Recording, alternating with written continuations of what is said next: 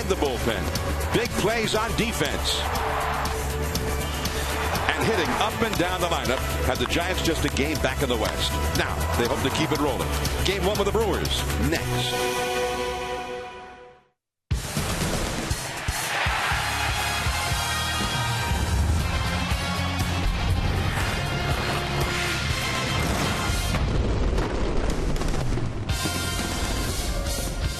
The big crowd is starting to gather at 24 Willie Mays Plaza. The Red Hot Giants open a 3-game series with the Milwaukee Brewers. Hello, everyone. I'm John Miller with Mike Krukow and Dwayne Kuiper, who will be along in the middle innings. Welcome to San Francisco Giants baseball. Exciting times for the Giants. Since they got Hunter Pence back in the lineup, they have gone 12-2. And tonight they get Nori Aoki back to the lineup for the first time since mid-June. So the Giants lineup is cooking, and now Aoki is back. But also the pitching has been excellent. And Chris Heston goes tonight looking for his 11th win. Well, Chris Heston has been an unbelievable shot in the arm of the Giants starting staff this year. And the Giants starting staff, since the All-Star break in the last 12 games, they're 9-1 with an ERA of 3.49. And right in the middle of all that is Chris Heston, who in his last starts is 4-0 with a 2.03 ERA. Now, those are big numbers, and the Giants look to get it off to a great start here in this first game of the series with the Brewers, and it's nice to have Heston out there red hot. So the pitching has been excellent, but the lineup with Pence in it has been scoring a lot of runs in this last couple of weeks. Well, second most runs scored in the National League. The only team scoring more runs is Colorado. But if you look at what they have done since the All-Star break, they have outscored their opponent 2-1. And that's amazing. And it's up and down the lineup. It's not just one guy hot. They're all hot. It's a really nice rhythm. And now tonight they add to it with Nori Aoki. So the Giants and the Brewers, it's game 1. Heston up against Kyle Loesch. And stay tuned. We'll take you to the Comcast Sportsnet studios for more on tonight's game right after these messages.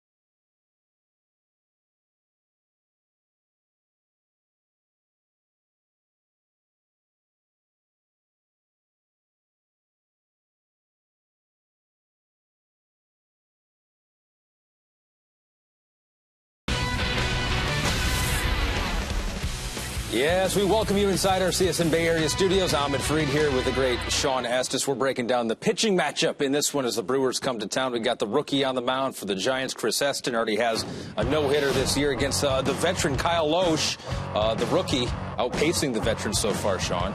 Well, two guys definitely having different years. Kyle Loesch, one of the veterans that's had good years in the past, really struggling this year. But Chris Heston is the guy. He's been the surprise for the Giants this year. He's been pretty much a godsend for this ball club. Has the best ERA on the team, and this guy's gaining confidence as he continues to pitch. He's evolving as a pitcher. You can tell every time he goes out there and takes the mound that he gives his team a chance to win, and he knows he has the ability to win at this level now. The word coming on spring training is a great sinker, but you say it's another pitch that's really helped him succeed so far in his first full major league season. Well, the sinker, Ahmed, obviously is one of the best in the big leagues, and that's what got him to the big leagues. Allowed him to have success, and he's always a pitch away from a ground ball or a ground ball double play. But for me, the curveball is a great pitch to complement that sinker. Now, when he gets into trouble, he's going to go to the sinker. But this is the pitch right now. Every once in a while, you need to strike a guy out. This is the strikeout pitch that he provides, is that curveball. And he throws different angles with the curveball. We're seeing one now down and in to a left-handed batter. We saw before the ball that goes down and away from the right-handed batter. And at times, he'll change the break of it, too. He'll get around it a little bit more, make it break further away from the right-handed batter, and then he'll even drop down once in a while and get that pitch that looks like the break ball that comes after the right-hander's left hip and breaks down out of the strike zone. And even though sinker ball is the pitch that he's going to rely on to get a lot of ground balls and a lot of quick outs, there is times in a game where you do pitch for the strikeout, and he has another pitch that he can go to now that moves away from right-handed hitters instead of into right-handed hitters. You do not want to be a batter in any one of those situations. People say, how come he was never a top prospect? But, you know, he wasn't showing exactly that. He's improved at the major league level. Great breakdown there from Sean Estes. You can get more of that after the game over here on CSN Bay Area. We got a full half hour and then an hour of Sportsnet Central coming up after the game. But now we'll send you back to AT&T Park. We got the guys calling the game, John Miller and Mike Krukow, after the break.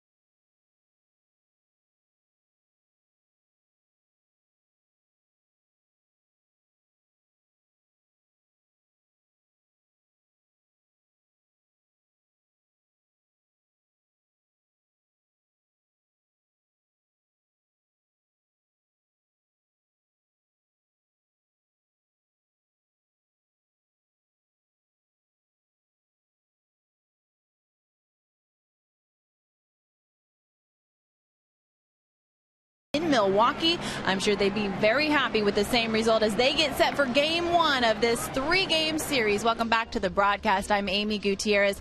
Stay hot, Buster Posey. Not only did he gun down 2 runners yesterday attempting to steal, he was perfect at the plate. 4 for 4, and it is our forward right choice. This evening, he racked up 3 singles, a double, plus scored a run. The slugger told me in our post-game interview he feels very confident at the plate. He should. He's in fuego, hitting .512 in his last 10 games. He's got 67 RBI and 14 home runs, and he is making a case to be in National League MVP discussions.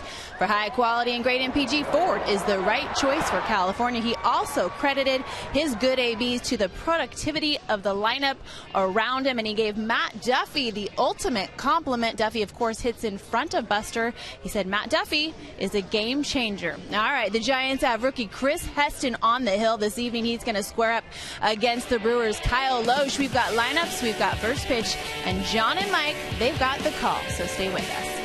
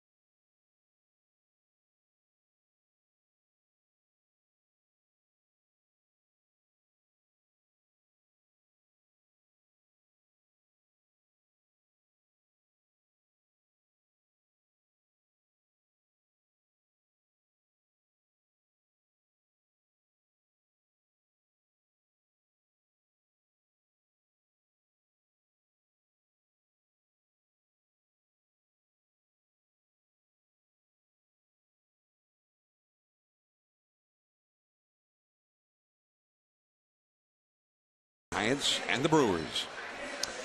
Our time now for our key ingredients of the game, brought to you by Round Table Pizza.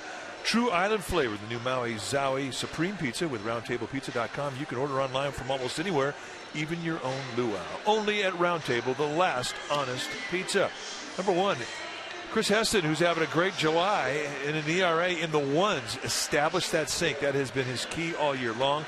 And we're going to welcome back Nori Aoki. The last time he faced the Brewers in Milwaukee, his former team, he torched them. And for the Giants, one of the strong points that they've had since they've been hot is they've been catching the ball great, keep throwing the leather. Those are our key ingredients of the game, brought to you by Round Table Pizza. Let's take a look at the Brewers batting order now, brought to you by your Northern California Lexus dealer, who invites you to test drive a Lexus today. It'll be Gerardo Parra in right field. He's got a hot streak going right now. Jonathan Lucroy catching. Carlos Gomez moved up to third in center field with Ryan Braun out of the game. A late scratch. It'll be Chris Davis in left, Scooter Gennett at second, Gene Segura at shortstop, Shane Peterson at first, Hernan Perez at third, Kyle Lohse the pitcher, batting ninth. Aoki back in the lineup. And here's the first pitch of the night to Gerardo Parra. And he sends one in the general direction of Aoki, but back into the first row of the seats. Out of play. 69 degrees is the official game time temperature. Parra hitting .317 for the year. And the changeup in the dirt. Nori Aoki, the last game that he played was June the 20th at Dodger Stadium. He got hit with a pitch from Carlos Frias leading off that game. That's a base hit. The hot streak continues for Parra as Pence gets it back in. On the hill tonight for the Giants will be the rookie right-hander Chris Heston, 27 years old, 6'3", 195-pounder. From Palm Bay, Florida. This is what he has done in 19 starts, 10-5 with a 3.18 ERA. In the last month, he has been dominant with an ERA of 1.32. In his last 6 starts, 4-0 with a 2.03 ERA. Almost a 3-to-1 strikeout walk ratio, and that's significant because he's a sinker baller. Most sinker ballers, you see a 1-to-1 strikeout walk. And he'll throw that sinker low 90s. He has a cut fastball to go with it, curveball, slider, and a changeup. And Parra dives back. Just ahead of the tag from Brandon Belt. Jonathan Lucroy at the plate. Lucroy, who had an all-star season last year, but he was hurt at the start of this season. The Giants did not see him when they faced the Brewers earlier on. And that's too high for ball one. You see the visibility, not the best if you're a hitter right now with the sun shining off that center field backdrop, but the rest of the field is in the dark. Late afternoon, early evening shadows. Lucroy hit .301 last year and had 53 doubles.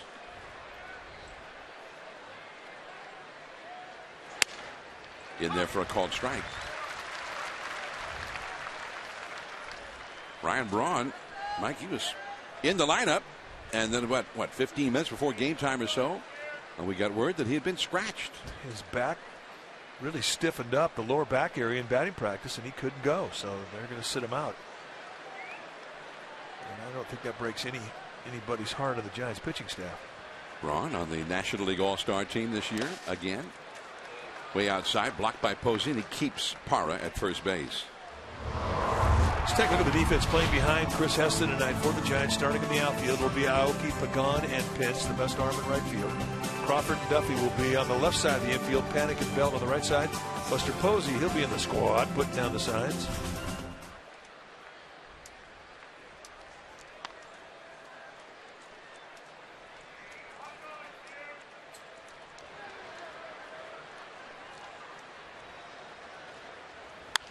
And that is fouled away.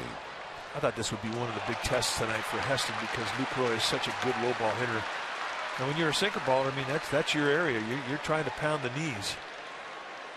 But for Lucroy, who's a gap-to-gap hitter, he uses the whole field. He likes that low pitch. And he'll take that sinker that has movement running into him, and he'll go to the right center field gap. He'll use that a lot. 2-2 the count. Buster drops aside.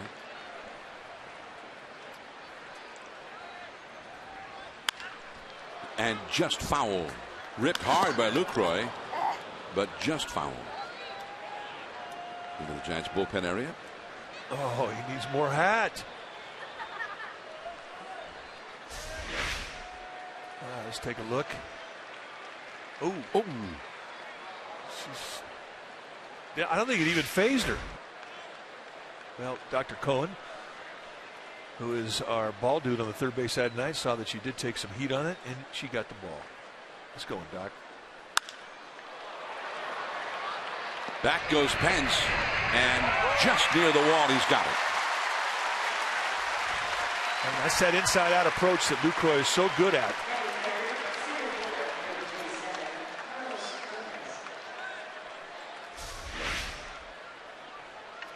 see the 2-seam movement, and that ball's up. He gets underneath it, backspins it out to right field. Watch the head stay down through the swing. That's just exactly how you want to look. That's a nice throw of the bat head as well.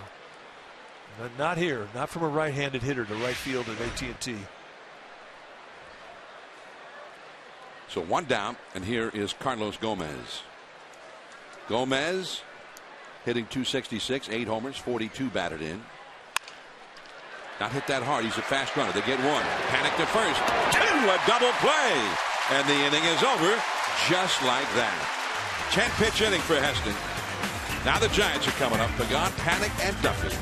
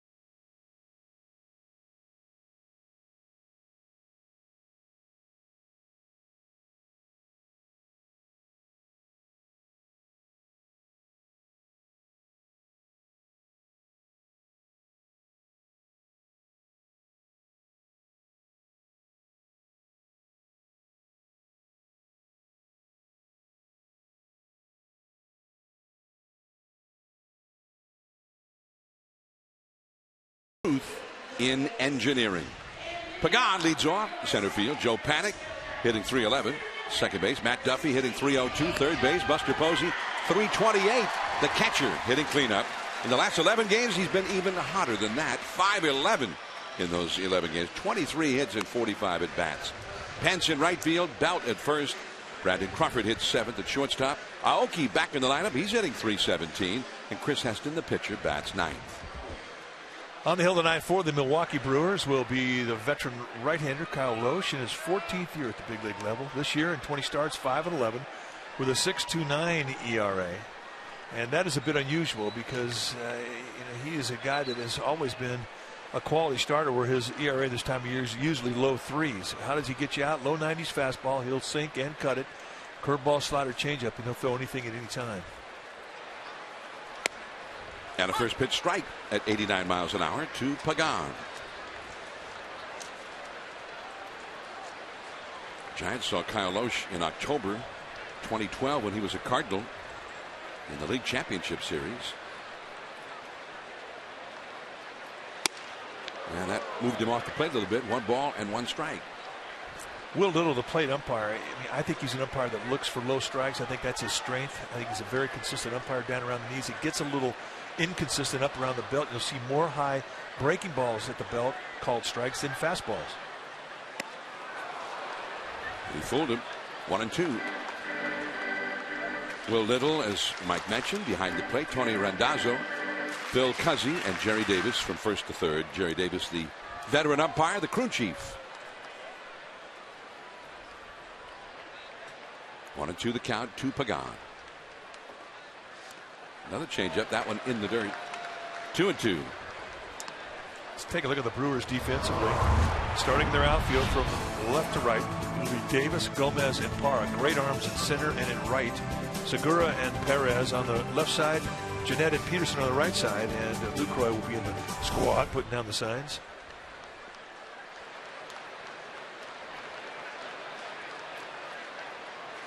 Another changeup. Had him lunging. And the second baseman, Scooter Jeanette. And there is one away. Well, he finished up that sequence with 3 straight changeups, and Pagan is gone, and here comes Joe Panik.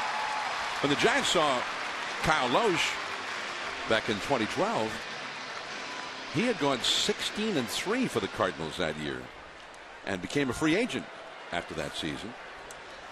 And then nobody offered him the kind of money that he was hoping to get until very late. The spring had already begun, and then the Brewers ended up signing him.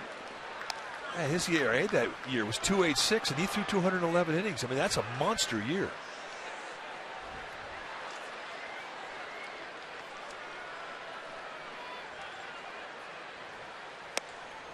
A called strike on the inside at 80 miles an hour. I think a lot of teams wanted him after that year, but just the hang-up about having to give up your first-round draft pick, and teams balked at that, and it really hurt his marketability. But he had one of the best years starters had in a while.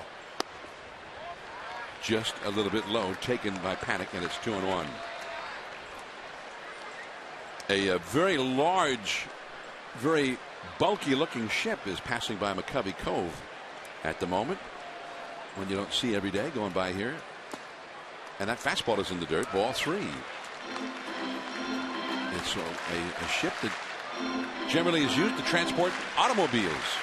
The NYK line, the Regal leader, in the business, they call those that kind of a ship a row-row. Looks a little top-heavy. Cars roll on and roll off. And that's a walk for Joe Panik. Matt Duffy to the plate now.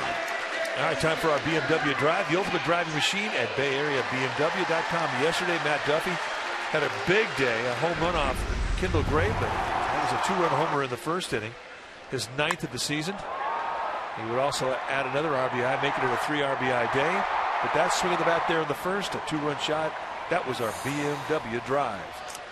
413 feet was the assessment at Hit Tracker Online.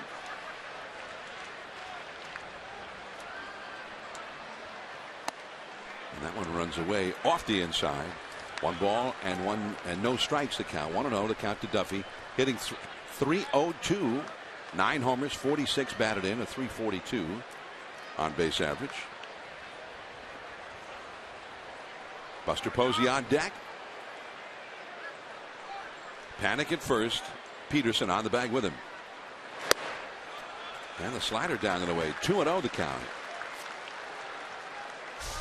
Now watch Lucroy stand up and point to his shoulder, and that's to tell Loesch, keep that shoulder tucked in. You're flying that front side out. Something a catcher can see easily. 2-0 to count.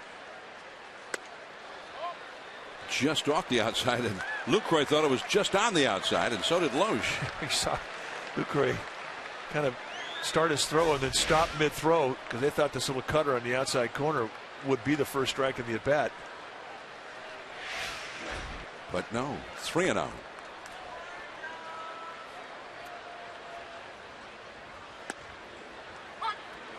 Now 3-1. There's Buster Posey on deck.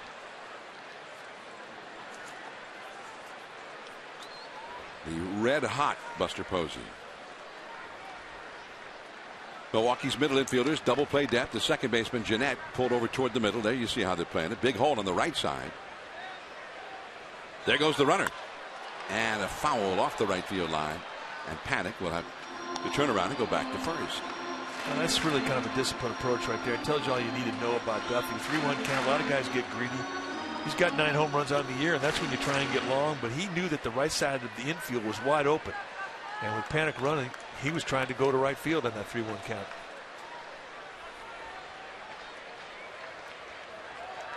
There's a Duffy fan. Starting to see a lot of those jerseys. 3-2 the count now. Panik goes. Base hit to right field. Panik will just keep on going over to third as Parra gets it back in. Duffy came up in organized baseball as a middle infielder, and he knows when there's movement in an infield, there's opportunity on the side of the field. Bochy starting the runner. It opens up the right side, and again, he takes a shot to right. Watch the second baseman, Jeanette, go to the bag. Wide open right side.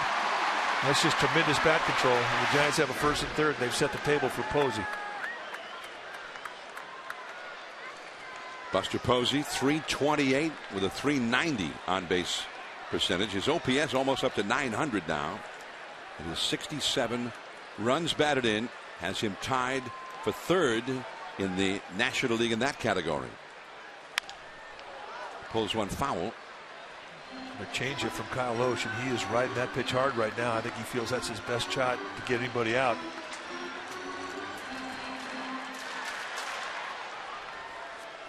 Loesch, born in Chico. Well, the California native.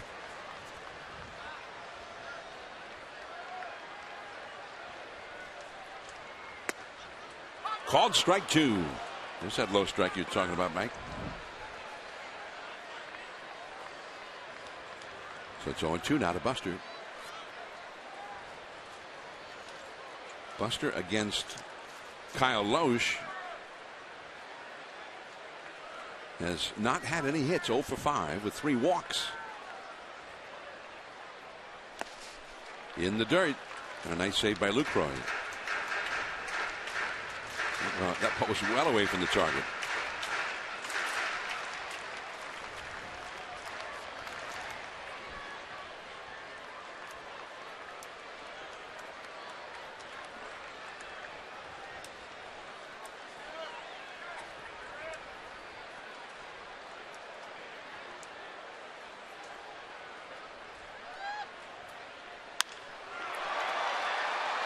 Coming on the ball with a strong arm, Parra. Tagging and bluffing toward the plate. Panic, and there's the arm on display there by Parra. One hop throw to the plate. That's one of the best arms in baseball right there. And not only is it strong, but it's extremely accurate. You will not see the Giants challenge center field or right field on a medium or short fly ball. You will see him challenge Davis, the left fielder. He didn't have much arm, but this guy here, this is premier, and this is just showing off. Cannon. And the Giants certainly know Parra well. He came up with the Arizona Diamondbacks. They've seen him for a long time. Now Hunter Pence with 2 down. Pence, who has had 28 RBIs in 32 games played. And that will go out of play. Pence has had 60 career at-bats against Kyle Loesch and a .317 average against him. Loesch having been in the Central Division of the National League. And of course, Hunter Pence began his career in the Central Division with the Houston Astros. And the curve is low and outside. 1 ball, 1 strike. When the Astros were actually a National League team back in those days. The Astros were one of the first teams to make the big, bold trade before the trading deadline, getting Scott Kazmir from the Athletics.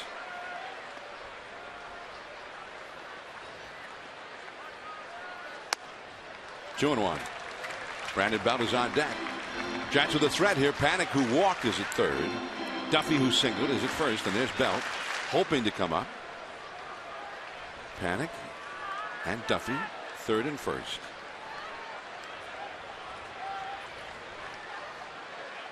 Two and 1 the count. Ooh. 2-2. The changeup really has been his go-to pitch. And the beautiful thing about a changeup is if you really have deception in your delivery, which Loesch does, you don't have to have great location. And that ball was belt high out over the plate away, and that has been a real hot area for Pence. But the speed of it, just not the speed he was swinging for.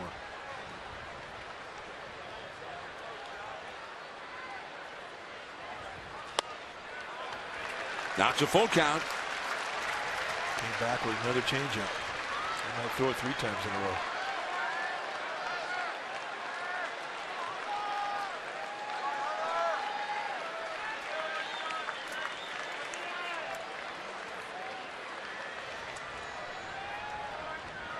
Duffy takes off from first. Segura, and the low throw dug out by Peterson, and the inning is over. So the Giants are the threat, but they do not score. On to the second. Heston back to the mound.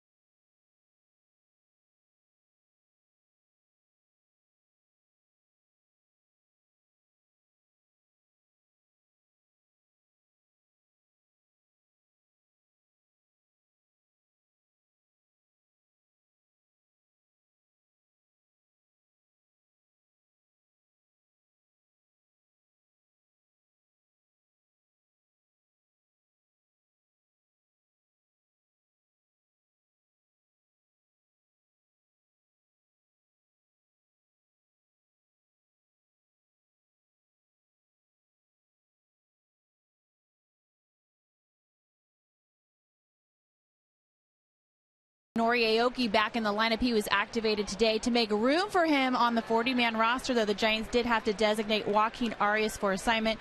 Bruce Bochy talked about it earlier, saying it was a very difficult decision. Gentlemen, he did a very nice job when he was with the Giants, part of this team's success and part of a lot of big moments with this team, including that final putout in 2012 of Matt Cain's perfect game. Guys? Indeed, Joaquin Arias, who came to the Giants in 2012, and in each of the 3 seasons plus this one, but the previous 3, in each of those seasons was a point about now where he got hot, primarily against left-handed pitching. But he hit 270, 271, and 254 in his 3 full seasons with the Giants. Well, a good guy, a classy player, and he'll be exposed now. There's still a possibility that if he doesn't get an offer from another organization, the Giants could keep him at the AAA level. 3-1 the count to Chris Davis. But a very difficult day for Bochy, as you mentioned. Bobby Evans, Brian Sabian. A guy who's a quality guy off the field. You have to make a move on him. It's tough. 3-2 the count. Chris Davis, who is a very powerful right-handed hitter, although only 7 home runs so far this year, but he had one of his best days of the season against the Giants at Miller Park. He had a 2-homer game back on Memorial Day. Right up the middle, and that's a base hit to center field. Well, Thursday, August 13th is Grateful Dead Tribute Night. This is a special year as we celebrate the 50th anniversary of the Dead. And your special event package will include a ticket to the game versus the Nationals and a commemorative Grateful Dead Giants t-shirt. Remember, to get the Grateful Dead t-shirt, you need to get the special event ticket. Go to sfgiants.com/special events. Scooter Gennett comes up now. We're talking about Chris Davis. He had quite a series against the Giants back in late May in Milwaukee. And he's back to the bag safely. He had the 3-hit game with the 2 homers and 7 hits in 11 at-bats for the series. He had another game in that same series where he had 2 triples. He has not stolen a base, nor has he attempted to steal one this year. There he goes. The ball is bunted at and bounced foul. Pretty good jump right there. Scooter Gennett kind of took away what I thought would have been an easy steal from Davis. He had a huge jump. Scooter Gennett, not the first Scooter I've heard of. I have learned a couple things in this world, and one is don't ever try and foot race a guy named Scooter, and don't try and fight a guy named Champ. You will lose. And did you try to do both of those things? I did. 1-1 the count to Scooter. Well, Scooter, that was the nickname of Hall of Famer Phil Rizzuto as a player. And he did run very well. But then for an even longer time, he had a very long career as a shortstop, in which he ended up in the Hall of Fame. An even longer career as a Yankees broadcaster.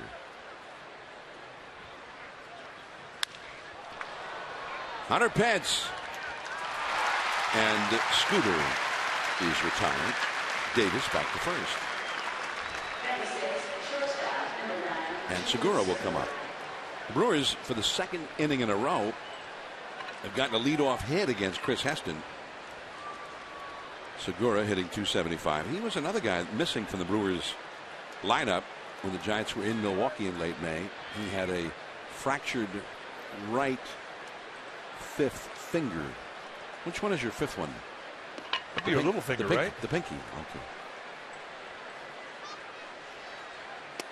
So the thumb is just the thumb. Yeah, that's the thumb. But they're counting that as one of the fingers if it's the fifth one. I always count it as a finger. Is that the free to be? Yes, it is. You and I need to get on the free to be. Certainly have all the Giants flags going there on the mast.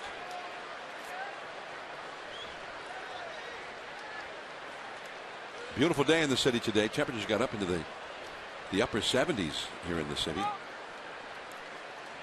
And it's going to get warmer tomorrow, and then Wednesday it might get up to around 90, 91.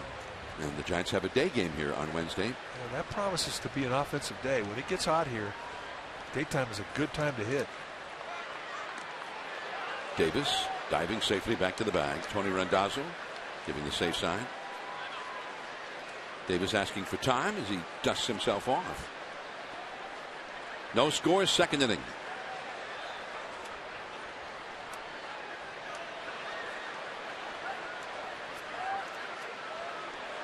Joe Panic pulled in a bit, double play depth. Both of the Giants middle infielders in double play position. Segura. 1 ball, no strikes. In for a called strike. In his last start in San Diego this past Tuesday, Heston only allowed 1 hit in 7 of the third innings pitched, and Bruce Bochy made the comment that the way his sinker had special movement on it. As Segura shows bunt, takes the ball. 2-1. He says he always has pretty good movement on his sinker, but he thought that night that it was better than ever, and he compared it to Brandon Webb, when Brandon Webb used to be a 20-game winner for the Arizona Diamondbacks and may have had the best sinker in the league. Oh, he did, and it was heavy. And the sinker that Heston had in San Diego was heavier than he normally throws. Hunter Pence. 2 down. Davis again back to first. Now, by definition in the rule book, Major League Baseball can be between 5 and 5 1/4 ounces. That's the legal weight of a Major League Baseball. But when you catch a baseball thrown by a sinker baller like Heston, it feels heavy, and it's because of the spin on the ball. And from a catcher's perspective, if you catch it wrong or the wrong part of your hand, it will light you up. Shane Peterson now. 296 average. And a called strike. You would think if you ask a catcher which is easier to catch, a 92-mile-an-hour sinker or a 98-mile-an-hour four-seam fastball, and then you would think the 98-mile-an-hour four-seam fastball would be much more difficult to catch. Not so. That 92-mile-an-hour sinker, because of the heaviness, because of the spin, you have to catch it perfect or you will feel it. Diving is Panic. Up to his feet and throws him out. And the inning is over. Belt, Crawford, and that man, Aoki, coming up.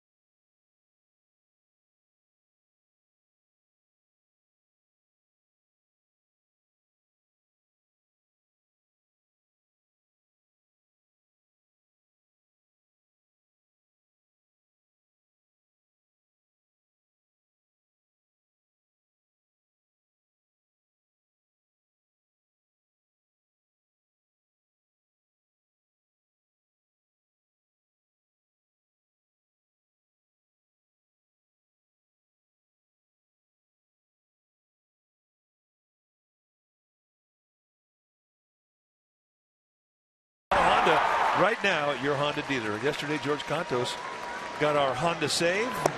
He went in and pitched an inning and 2/3, inheriting a runner at second base. He did not allow him to score. No hits, no walks, a couple of strikeouts, and he did it on 23 pitches. That is our Honda save.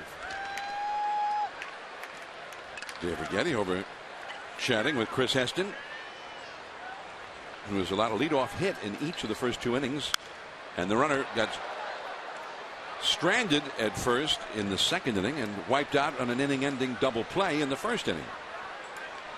Brandon Belt with a count of strike 1. Belt with an average now of 280, 355 on base percentage. 3 infielders on the overload to the right side. And that pop foul back out of play as he faces Kyle Loesch. He's quickly behind him, 0-2.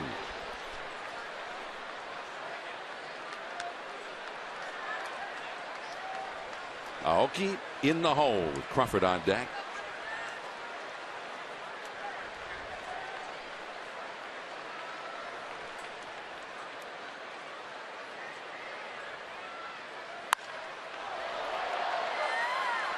In a little bit is Davis in left field, and 1 away. So Belt is retired, and now Brandon Crawford will come up. Tomorrow night, again, a 7:15 first pitch. Matt Cain will go for the Giants against Willie Peralta, who will be activated from the disabled list to make that start. And then the day game, Wednesday, 12:45, Jake Peavy versus Mike Fiers.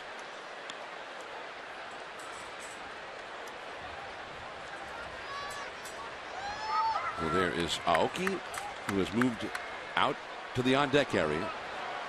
Brandon Crawford, 268 average, 14 homers, 59 runs batted in. 333 on base. And right to Davis. He's got another one and 2 down. Nobody on for Aoki.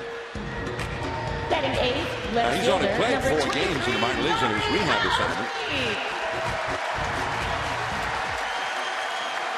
He said he's seeing the ball pretty well.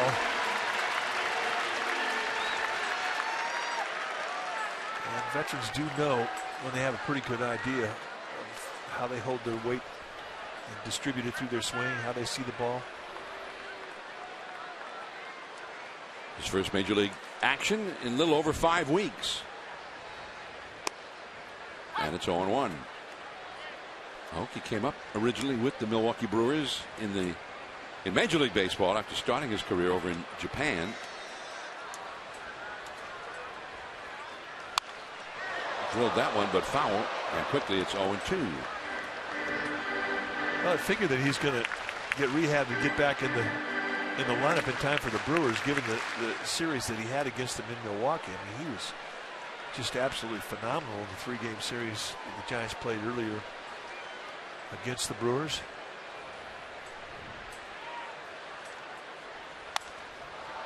And a pop-up foul and back out of play. Well, in that series in Milwaukee, he was the leadoff man. Game 1, he had 4 hits, including a homer and a walk. He was on base 5 times, had 3 more hits in Game 2, and 2 more hits in Game 3. It was amazing. 1-2 the countdown.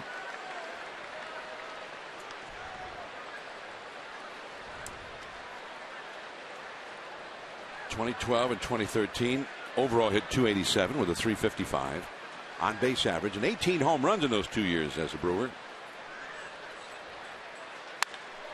That ball is smoked deep and foul, very much foul, and into the bay. Wow.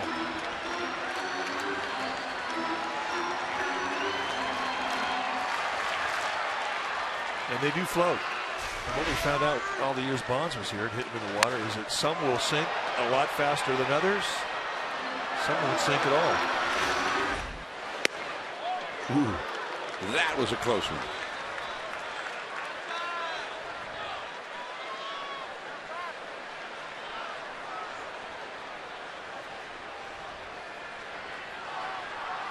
Two and two the count to Aoki. Heston is out on deck. Aoki'd like to get him up there. Scooter Gennett. And the inning is over. Giants go down in order against Kyle Loesch. On to the 3rd inning. Brewers and Giants 0-0.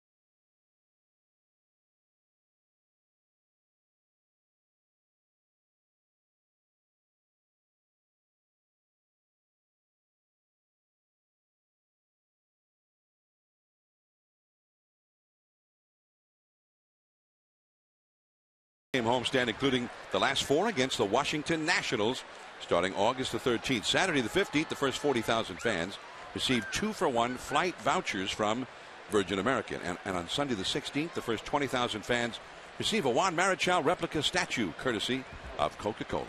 sfgiants.com/tickets. And Heston drops one in there very neatly for a called strike to Hernan Perez. 242 average, only a 260 on base average, and it's ball 1.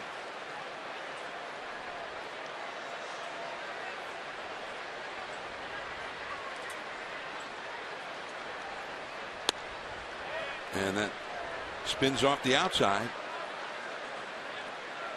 Did not miss by much. Save that breaking ball for a 2-strike count. And that will drop in front of Pagan, base hit.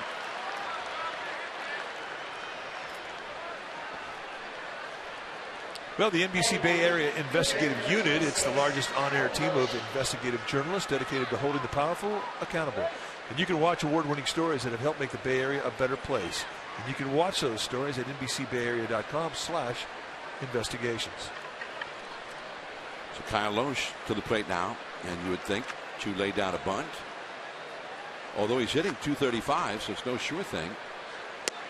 He bunts at it and misses. Strike one. Yeah, he's always been a good hitting pitcher. Handles the bat well. Good athlete.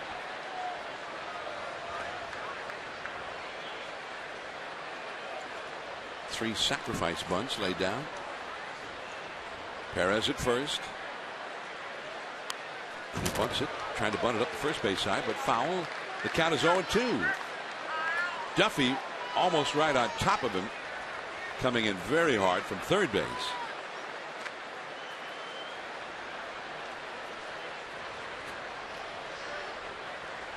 So it's 0-2.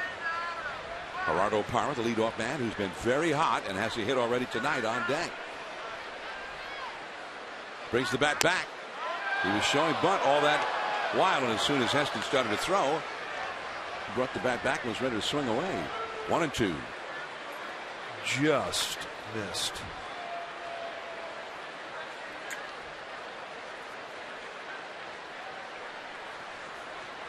Brings the bat back again. Heston throws him out at first. Well, he moved him over. Oh, yeah, good as a bunt.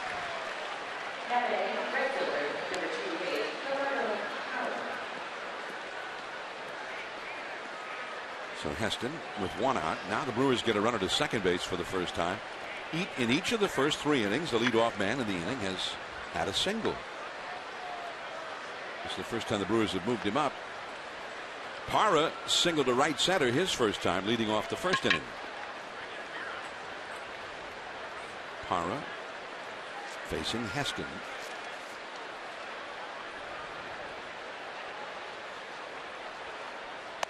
And ball one. First pitch changeup.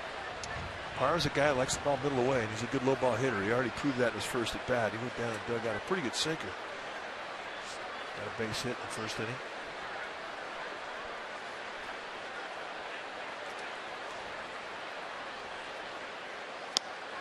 Well, that was a good one, and it worked beautifully.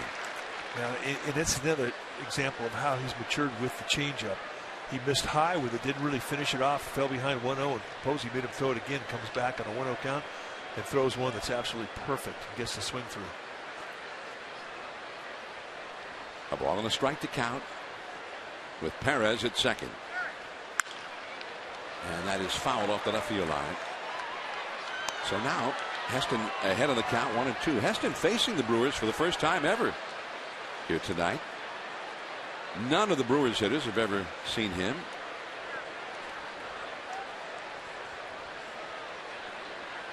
Heston, who has 10 wins for the year. This is his 20th start.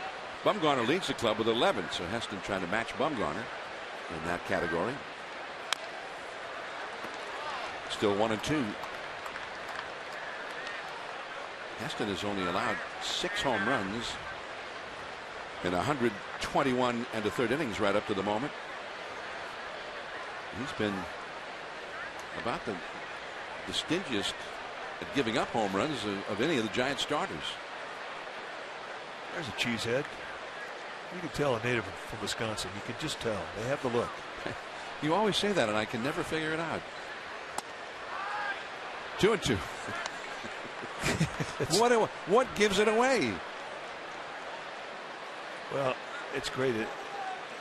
Getting closer to football season at Lambeau Field, where the Packers play, on top of their flagpole, they have a big wedge of cheese. And there's one of our favorite cheeseheads, Dwayne Kuiper, with Lee Jones, our engineer on the radio side. Our producer, Jeff Kuiper. They take their hats off when they see one of those wedges of cheese. 3-2.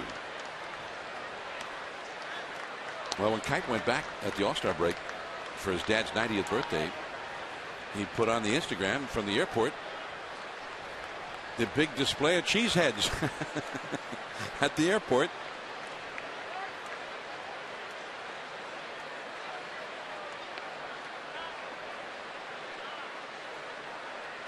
And he walks in.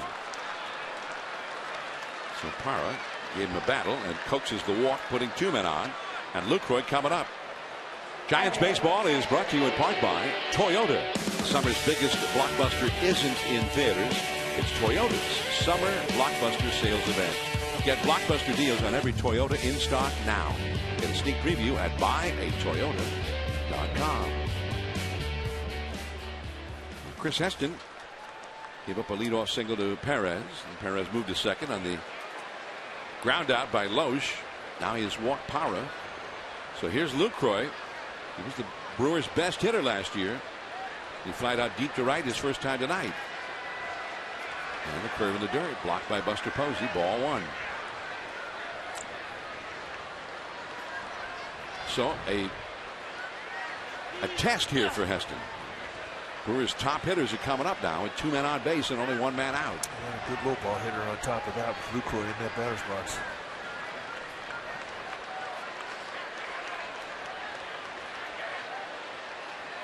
Lucroy has not yet found that stroke that he had last year when he hit .301. This could be 2. Duffy, the second one. Panic to first. 2, a double play. And that's the second time in the first 3 innings that Heston has gotten out of a jam with the double play.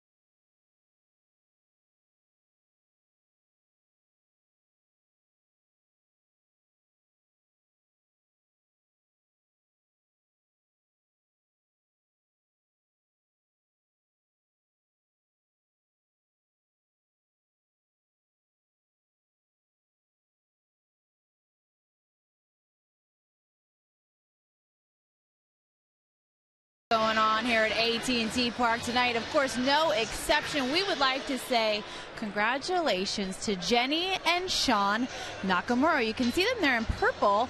They got married today at City Hall. Now, why'd they come here tonight? Because their very first date was at AT Park. The magic here. And I got to say, guys, I'm a little bit partial to this date. It's my wedding anniversary, too. So happy anniversary, Paul. Gentlemen.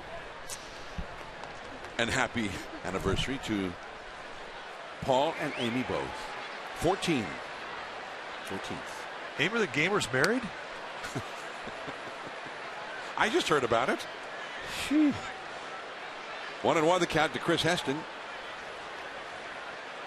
He's hitting .237 for the year, facing Kyle Loesch, and it's ball 2. Pagan on deck, and then Joe Panic due up third in the inning. No score yet.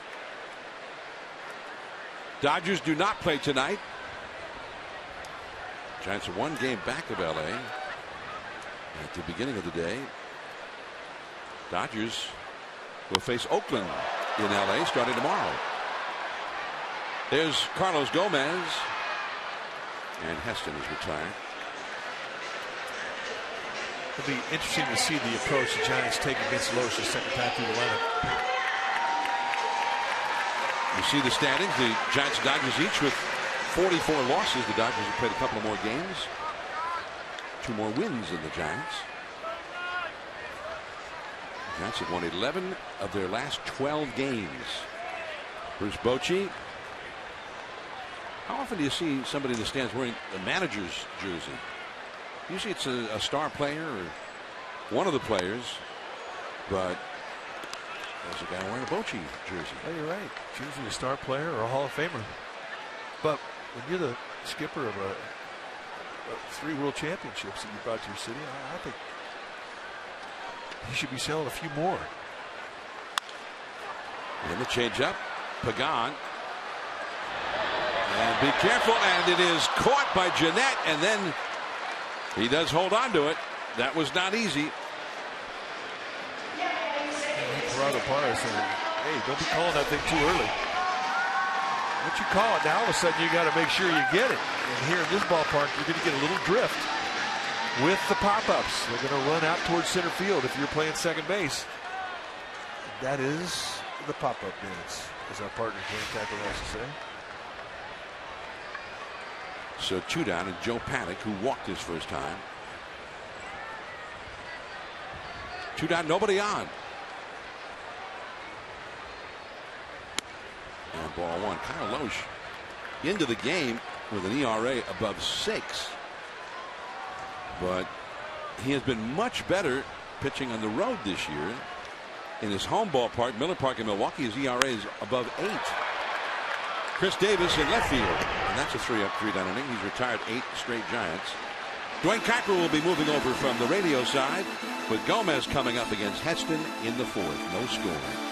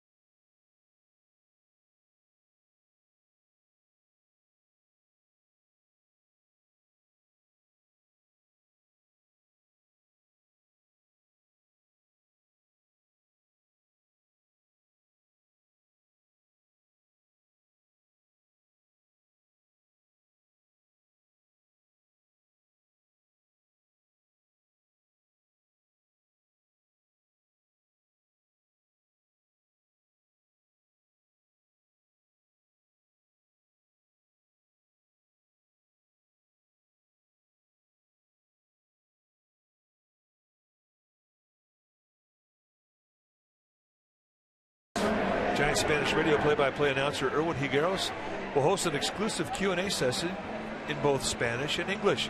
Special guests will include Roberto Kelly, Sir Hensley Mullins, Joaquin Arias, Santiago Casilla, Tito Fuentes, and a guest of honor, Giants Hall of Famer Juan Marichal. Your Los Gamers special ticket also includes a Juan Marichal t-shirt and a ticket to the Giants-Nats game. Go to sfgiants.com/special events. No score, top of the 4th. Here to tell you all about it, Dwayne Kuiper. And Gomez takes a called strike. A couple of double plays have helped. Chris Heston. And a swing and a miss. So it's 0-2.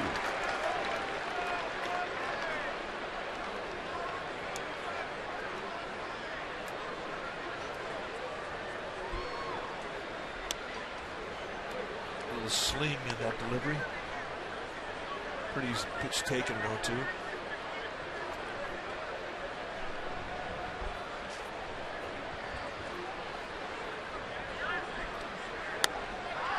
Got him.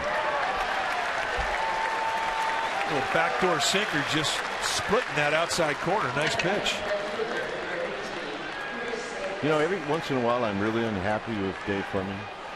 Because he forced you to wear that tie tonight? For 8 seconds. We're on the clock. 8 seconds. That's painful. I mean, it still looks okay, but killing me. Dave Fleming on assignment. Not happy. I'm not happy. I got to tell you. And when Kipe's not happy, none of us are happy. Now I'm better now because 11 seconds they're telling me. So I guess I shouldn't complain. It was 5 seconds more than I really thought. All right, you can take the tie off now. Dave Fleming. The pitch to Davis, and Davis bunts it foul. First strikeout, by the way, for Heston.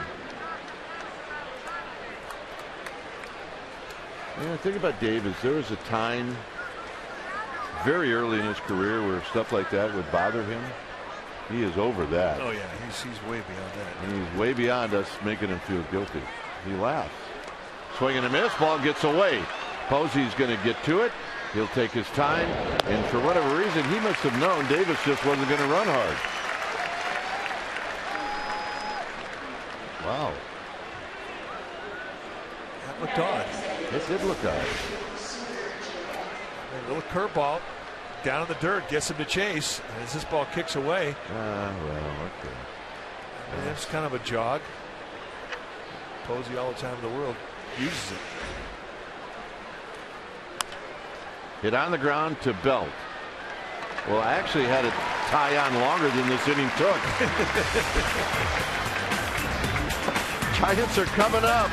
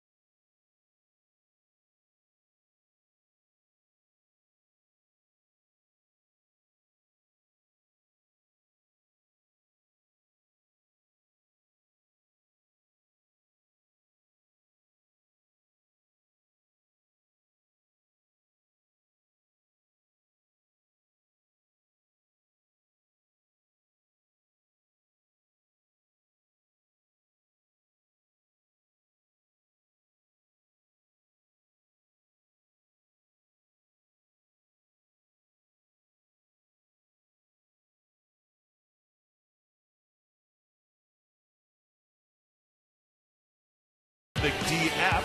Download the McD app on your smartphone and get great deals at participating Greater Bay Area McDonald's. Visit McD app.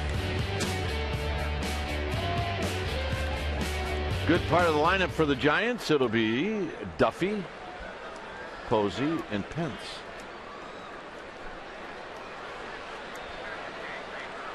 And Duffy takes a strike. He's got the only hit for the Giants. He drove a ball past Scooter Gennett.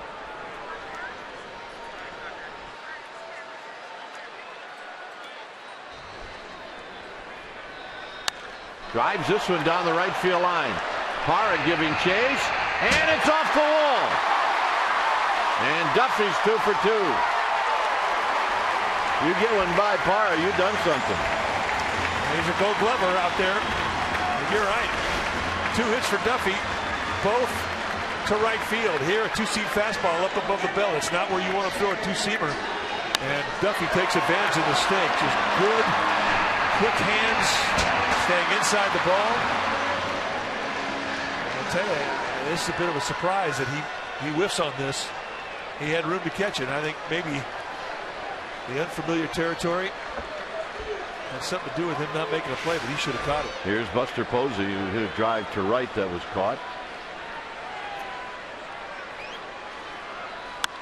And he pokes one foul down the right field line and out of play.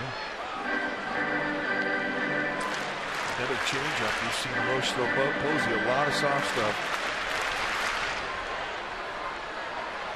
Still looking for his first hit ever against Loesch.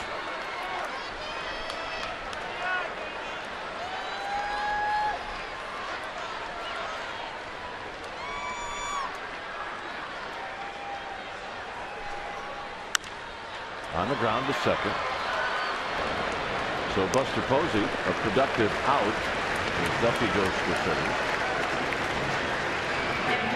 For the second time in the game now, the Giants have got Matt Duffy at third, and the Brewers will now play the infield in.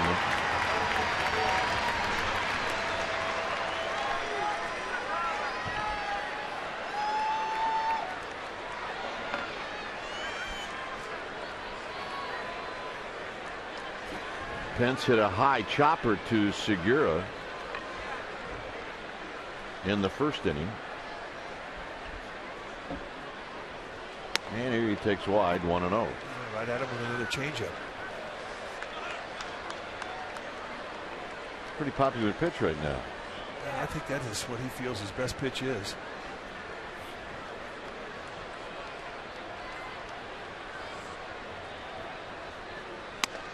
Two and 0 on the pitch inside. So changeup's away, fastball's in. And he's just kind of nibbling with the fastball.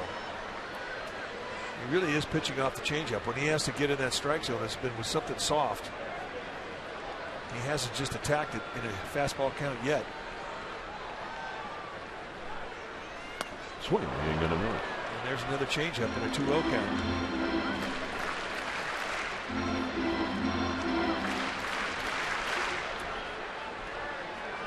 After Pence just hanging around that 299 mark, now 297.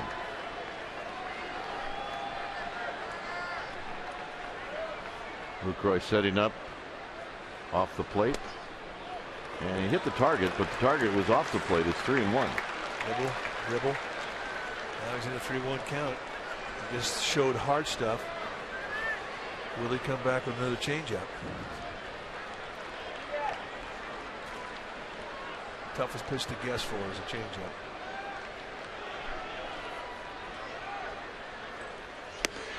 And the walk. And the changeup.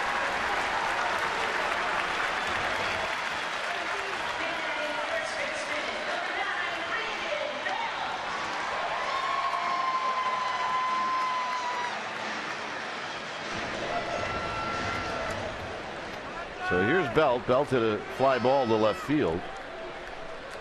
The same ball here would give the Giants the lead.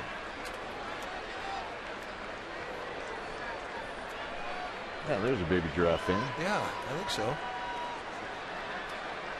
Oh, I don't know if the guy behind him's digging it. Probably not.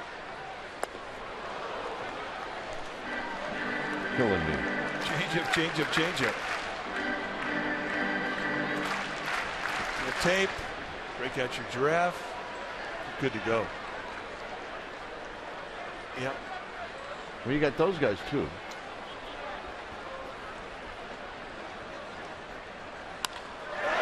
That's going to do it. Hit into right center field. And Parra's going to make the catch. Tagging and scoring is Duffy. As Parra throws all the way back to first. And the Giants take the lead. Nice at bat.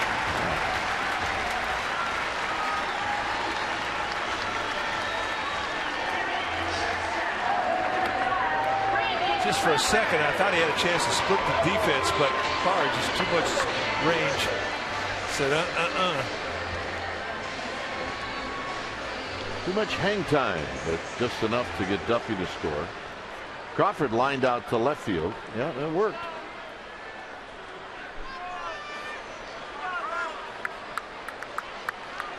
It's great to have those young creative minds. Not knowing that you're totally going to block the guy sitting behind you.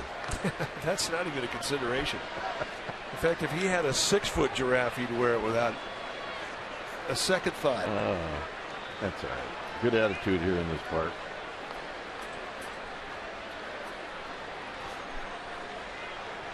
One and 0 to Crawford. 2-0 to Crawford. Nori Aoki on deck.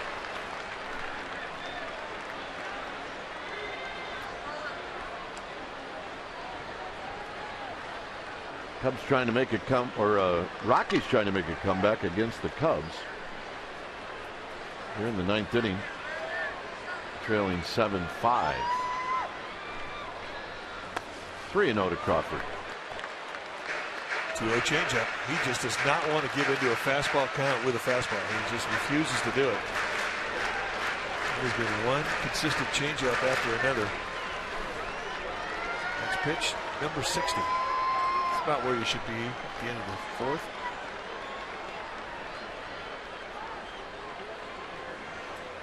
Three and 0. Crawford may have the green light.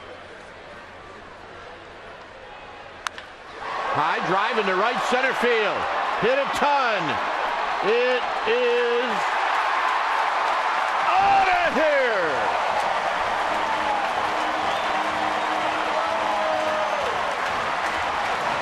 His 15th of the season. It shoots him over the 60 mark in RBIs, and the Giants lead 3-0. And that was the green light you're talking about, partner.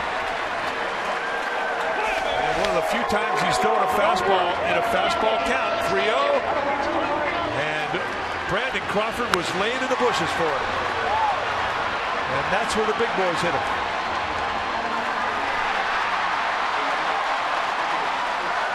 Have a year. So here's Nori Aoki.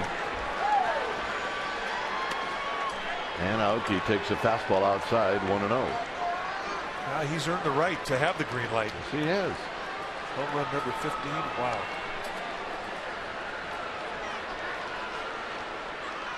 Aoki bounces this one foul.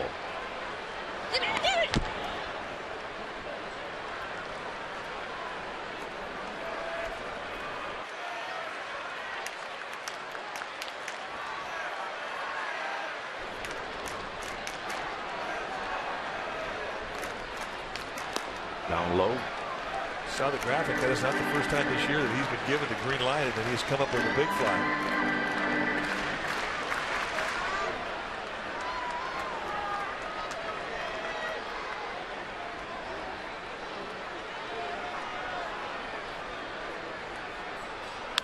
On the ground to Segura. Aoki retired, and so are the Giants, but not after. They came up with 3 runs. A double, a walk, and a big fly, and that's home run number 15. Giants 3, Brewers 0.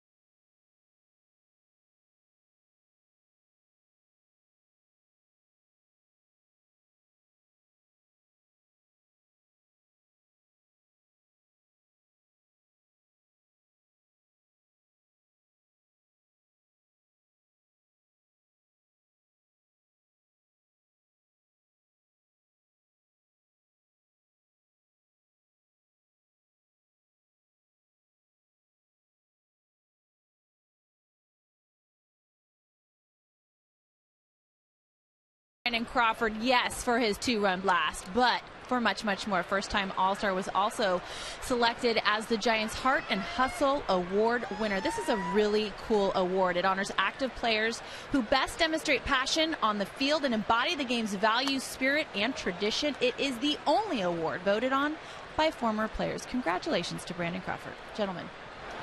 That's an honor. It really is. Former players are tough. We know. They have high standards, no doubt. But they've earned them. They pass on a compliment like that, it hits home.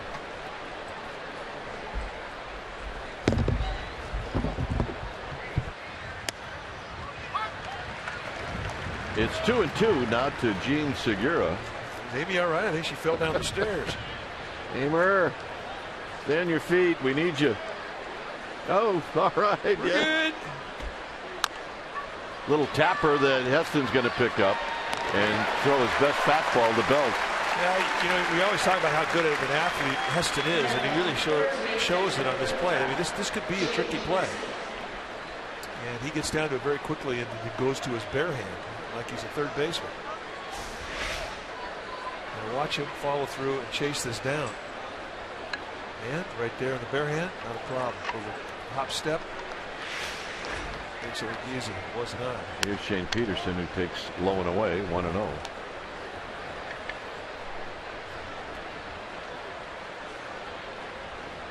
Peterson bounced out to Panic in the second. Swing.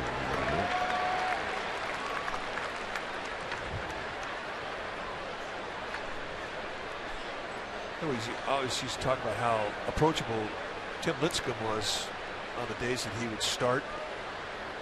I mean, he literally would do an interview 30 minutes before he got there and start getting loose. Maybe a cartwheel and a handstand. He just was that way, and Chris Heston is that way. I mean, he's not a guy that walks around with a frozen game face, locked in thought. He's very loose, very much like Lincecum. Although I don't know if we'll ever see anybody completely like that. Lincecum. Well, Lincecum was maybe just one of a kind. Oh, he was unbelievable. There's a walk.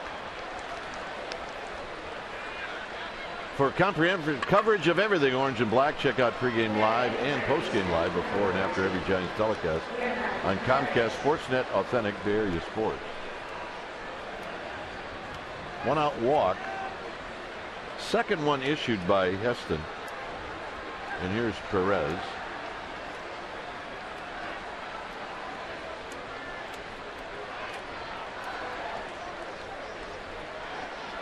Perez lined a single into center field. He did that in the third inning. So Heston now maybe a little out of whack, 1-0.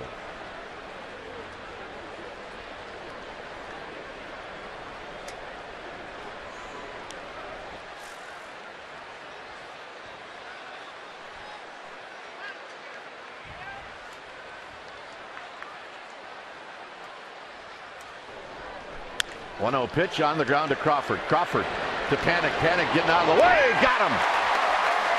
And another double play. The third turn by the Giants. Heston's going to lead things off. 3-0.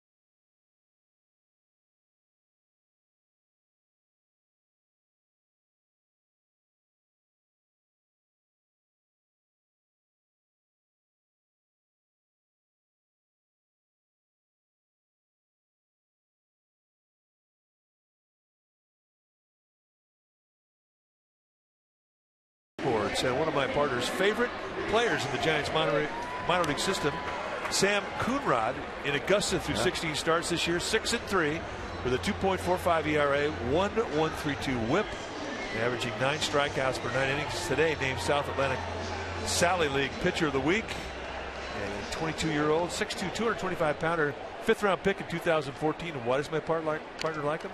He's from Southern Illinois University. I've got my eye on Mr. Coonrod. Yes, you do. A fellow Saluki.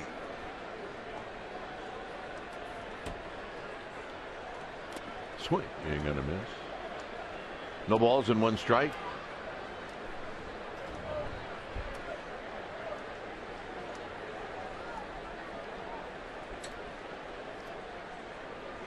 And on the ground, but it's to the left of Jeanette.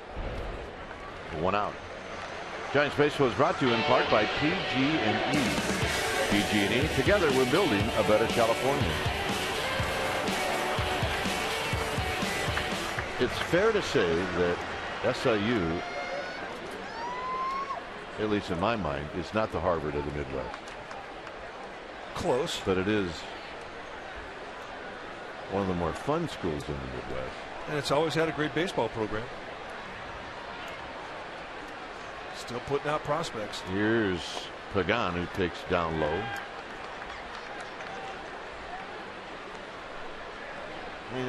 I played for a guy. His name was Itchy Jones. Who has the name Itchy? Well, here's the 1-0 pitch to Pagan, and Pagan takes outside. 2 balls and no strikes. And Itchy was a good coach. He went to the College World Series a couple of times.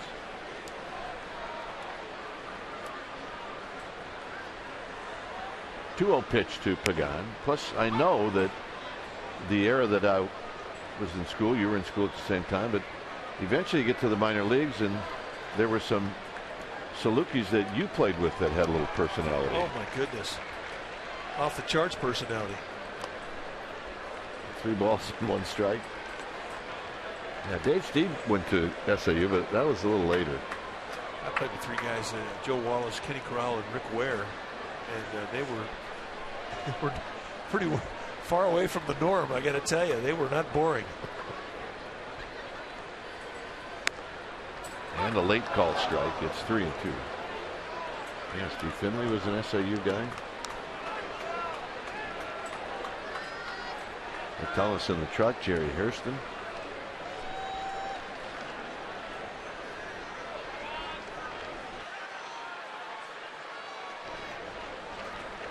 Three and 2. Pagan bounces it to Segura. And Pagan's going to be thrown out by a step. And here's Joe Panik. Giants lead 3-0 if you just joined us. Belt, a sacrifice fly. Crawford, a 2-run home run on a 3-0 pitch. Here's Joe Panik. Joe's walked and he's lined out to left.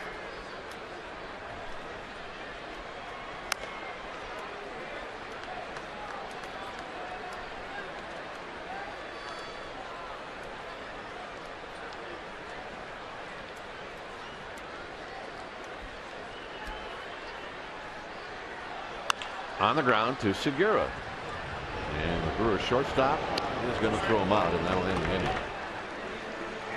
6th inning coming up. It's 3-0 Giants.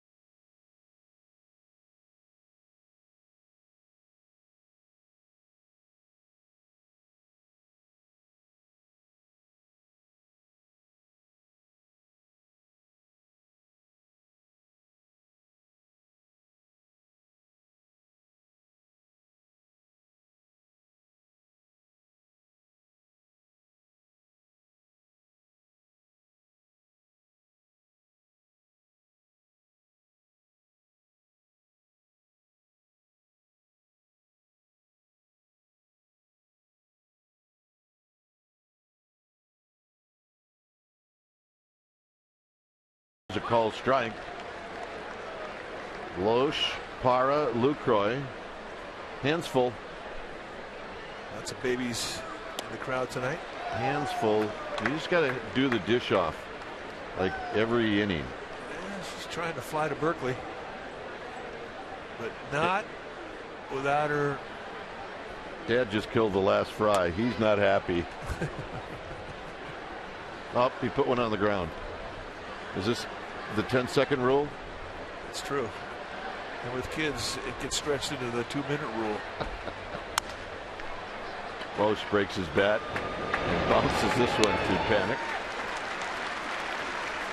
All right, time now for our Ram Gutsy play. Yesterday it was Buster Posey who threw out 2 would-be base stealers. The first one came in the first inning. Ben Zobrist with a great jump, denied with a perfect strike. And then in the 9th inning, with 1 out, Jake Smolinski tries to steal third, and not a good decision. That is our Ram Gutsy play. Ram 1500 is Green Journal's 2015 Green Truck of the Year. Guts, glory, Ram. Visit ramtrucks.com to learn more. Here's Parra. By the way, that's the 11th ground ball that Heston has thrown.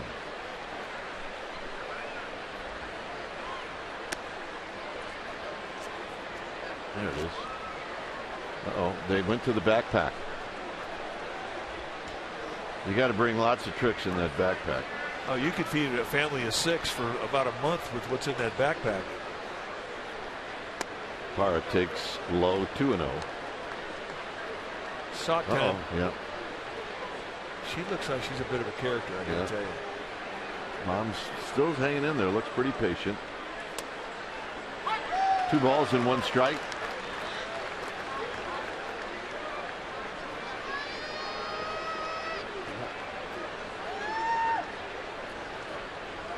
That little one there is doing what a lot of people do in traffic.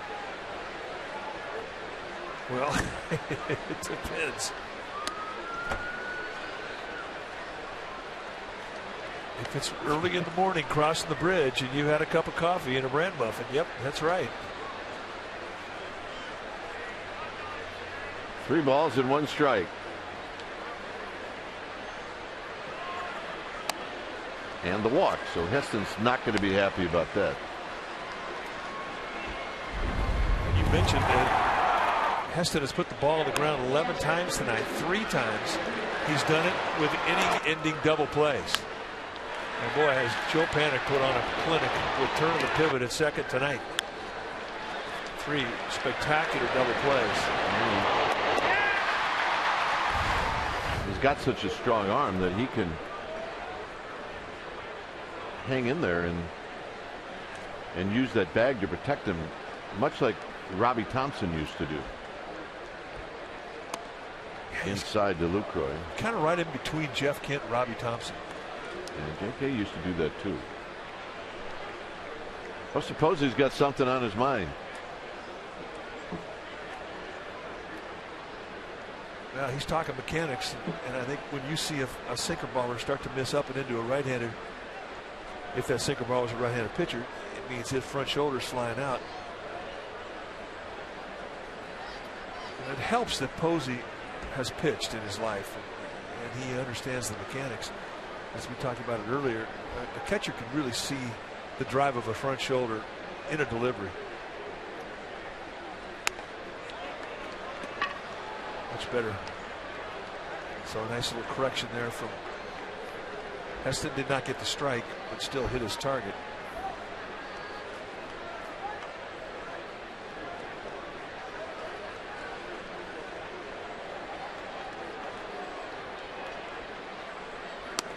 There's a strike. 2 balls and 1 strike. Looked like Lucroy was taken all the way.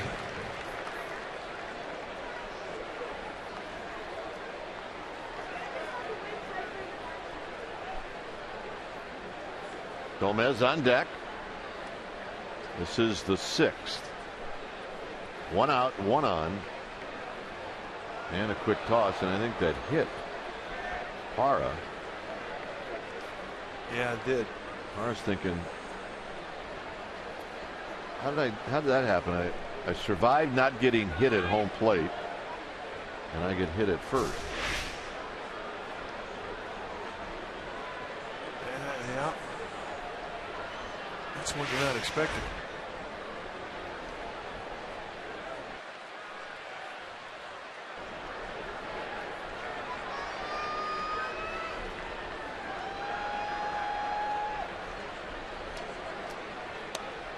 And a breaking ball for a strike. It's now 2-2.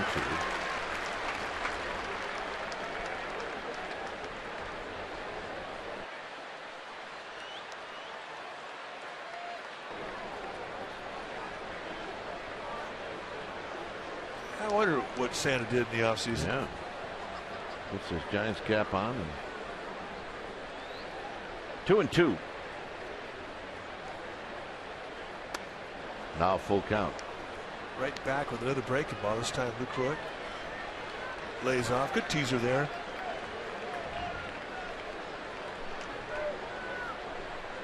Uh-oh. She's ready to take off, I'm telling you.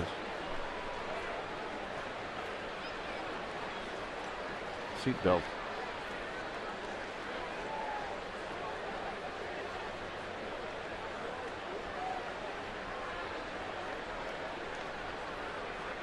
Runner goes, and it's foul.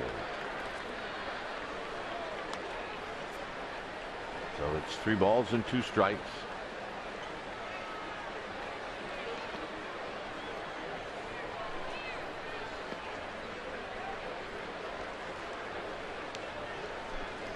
So Lucroy in a good battle right now.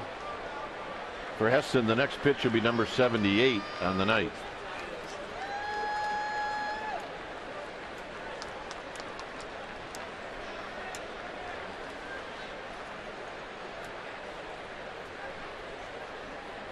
Far it goes.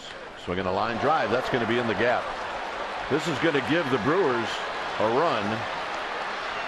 And Lucroy is going to go into second base with a double. It's 3-1. A walk and a double. Lucroy, good low ball hitter. Comes up big in a 3-2 count. 1 out. 2-seam fastball down and in. This time he finds a gap in left center. And he just rifles this thing right through the gap all the way to the wall into Parr at first base. An easy score with his speed. So the Brewers making some noise. So here's Gomez. Gomez, always a free swinger. He's hit into a double play and he struck out looking. Yeah, he's going to try and tie this up, and watch this swing. This will be 100% max effort. And it's 0-1. And it really what it tells you is you have to make a good pitch. You're right. I mean, it's not just a normal get in a situation with a free swinger, but you just throw to a good location that favors you.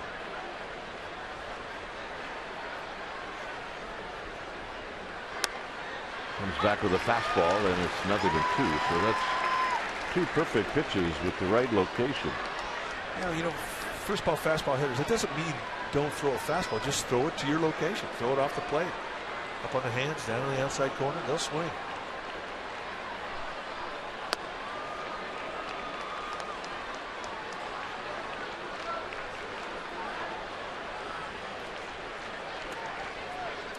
So 1-2 to Gomez.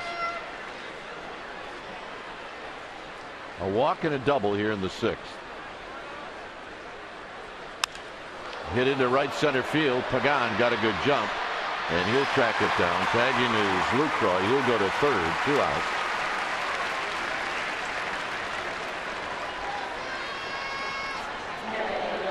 He is an exciting player. I'll give him that. Carlos Gomez. No, he's not boring, and he plays hard.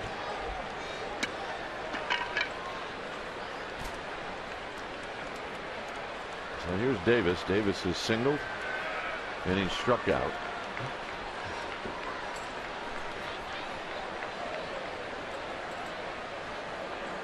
Lucroy at third.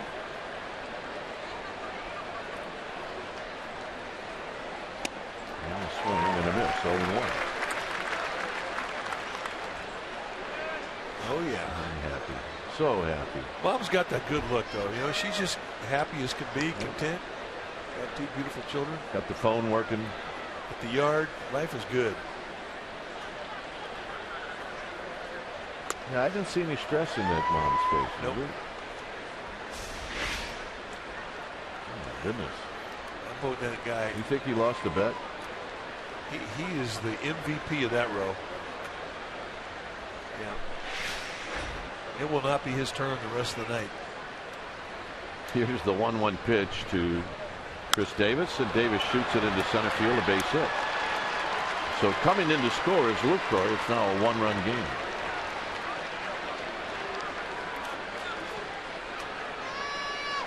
So it was the walk that got everything started here in the stretch.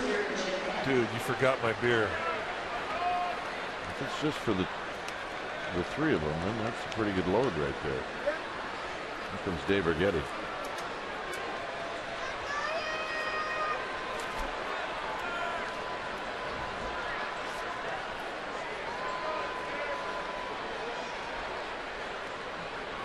No, he will not have to buy the rest of the night.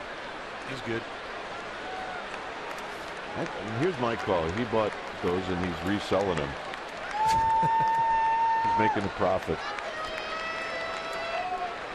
So Dave Urgetti departs. Hunter Strickland heading down to the bullpen. By the way, Chris Bryant with 2 outs in the 9th inning. Cubs down by a run. He hits a 2-run home run. Wow. Walk him off at Wrigley Field. Hunter Strickland starting to heat up in the Giants bullpen. There's Scooter Gennett. And Gennett's had good swings tonight against Heston.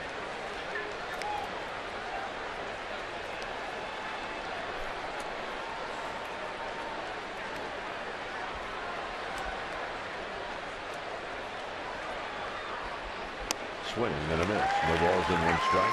First pitch change up.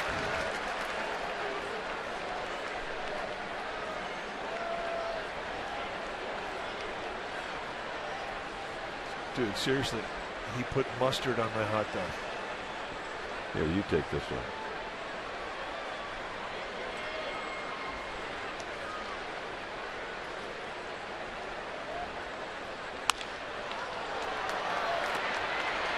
Aoki coming in, and that'll end the inning. So 2 runs, a walk on 2 hits. Duffy, Posey, Pence coming up.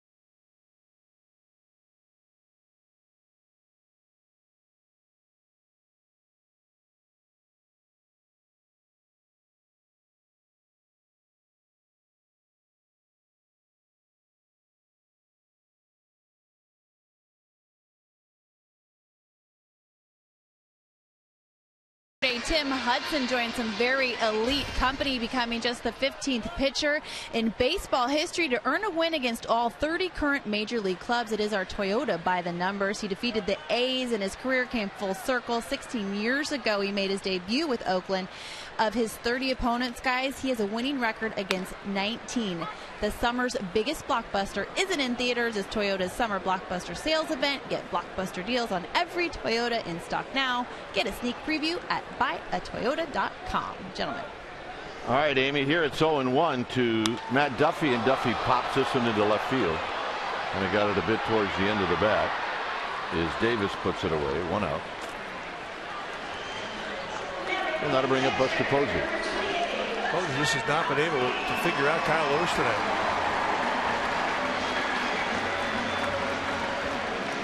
He's got those gloves.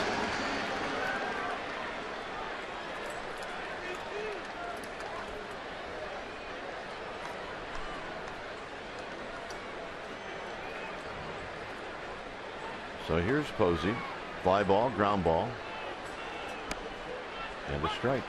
The first pitch changeup. And that has been the pitch that has caused Posey some fits. He has not been able to see it.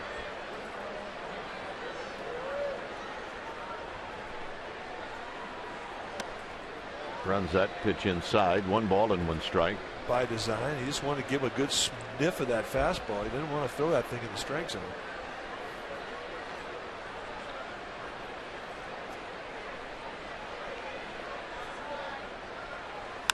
Look out. Maybe off the glove of Lohse to Jeanette to Peterson. Watch TV. Watch live TV now with NBC Bay Area app. See breaking news, investigations from NBC Bay Area News. Watch your favorite NBC shows live and on demand. Just simply download the app, select Watch Live TV now.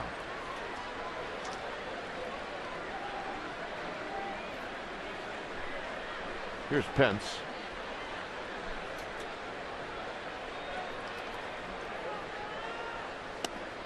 And a strike to Pence. Affelt now headed down to the pen. Perfect location of that first pitch fastball, 2-seamer in the outside corner.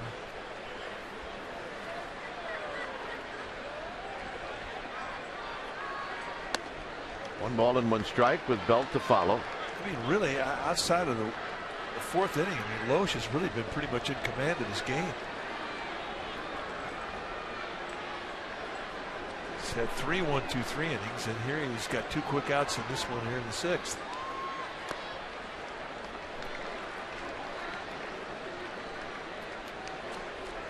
And he's been pretty efficient with his pitches. A 26 pitch first inning, and after that, he's been pretty stingy. 2-1. Up the middle, and that'll be a base hit. Lohse, who feels his position pretty well, had that one sneak by him. He thought he might have had a shot. If he'd have caught it, it had been behind the back. I guarantee he's caught a few of those in his career. So Pence with his first hit. And here's Belt.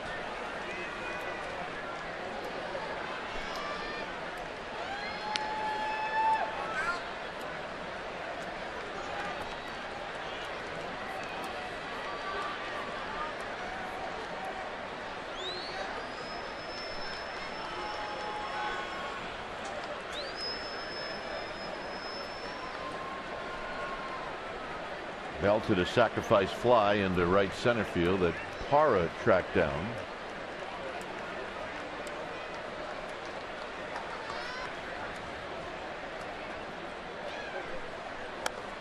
Well, Pence started to go, but put on the brakes. It's a ball and no strikes. That's Craig Thompson. Good little player. Smart. 2 World Series championships. One with the D-backs, one with the Marlins.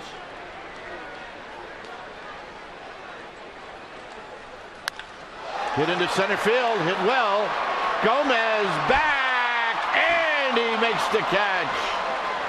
And that'll end the inning. No runs, a hit, 1 left. John Miller, he'll be back. It's 3-2 Giants.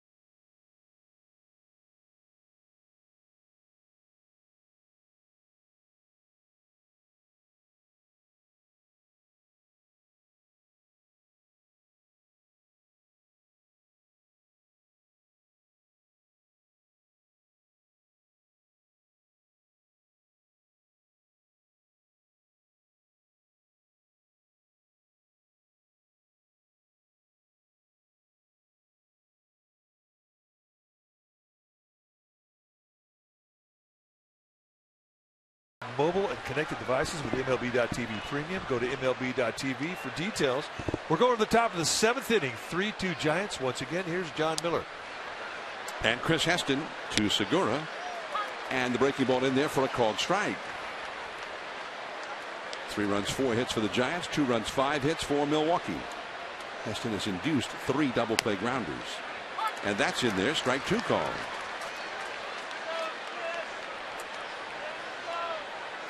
Segura has flied out to right and hit one that was handled by Heston.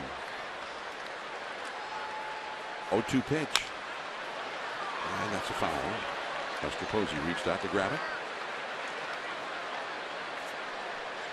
The Milwaukee bullpen gets going now. A left-hander has started to throw. In the right field bullpen, there he is, Neil Kotz, number 48.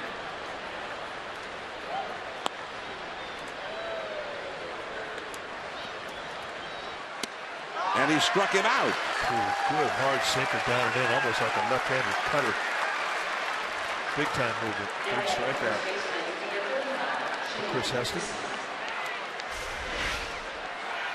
Take a look at the two-seam movement on that fastball, just exploding down and in. And Segura right over the top. 3rd strikeout for Heston. Segura is 0 for 3. And here is Peterson. And a foul off the left field line. Peterson has grounded out to second. Padding made an excellent play to get him to end the 2nd inning, and he has walked. Halfeld is up in the Giants bullpen. He'll be ready if needed. Strike 2. Change-up. Been a good one tonight. A few early in the game, he didn't really quite finish, but since about the 3rd inning, that's been a good pitch for him. He's had a lot of swings and misses at that changeup. 0-2 the count. Right there, strike 3 called. And that's just great movement on the sinker. We saw it effective on the right-handed swing in Segura for strike 3 down and into the right-hander. Here he starts it in, and Peterson just freezes on it, and the movement comes right back across the middle. That's just thinking that ball is going to do something and have it do something you didn't look for. That's surprising. And he is looking very sharp here in the 7th inning. Now Hernan Perez, who has singled and grounded into a double play. Quickly, Crawford. The inning is over. And that's an 8-pitch inning for Chris Heston. 8 strikes in the inning. Crawford, Aoki, Heston due up for the Giants.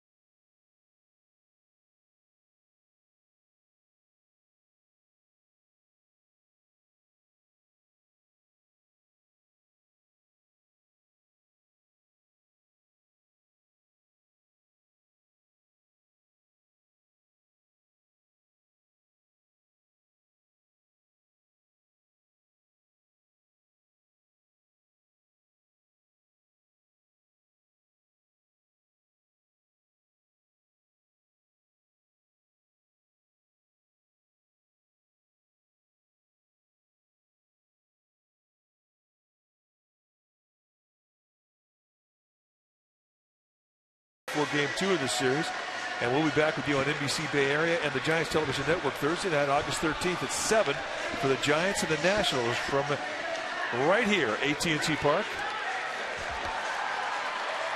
Tomorrow, the Giants are going to throw Matt Cain, and he'll face Willie Peralta. And then in the finale Wednesday, Jake Peavy will take on Mike Fiers.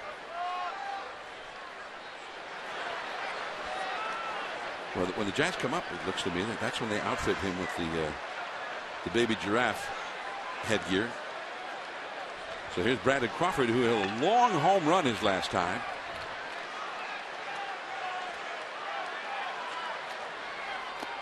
And ball one from Kyle Loesch, where he hit that ball for his home run in the 4th inning. By definition, if you hit a home run out there, it's a long one. Second time in his career he's had a 3-0 green light, and he's hit one out of the ballpark.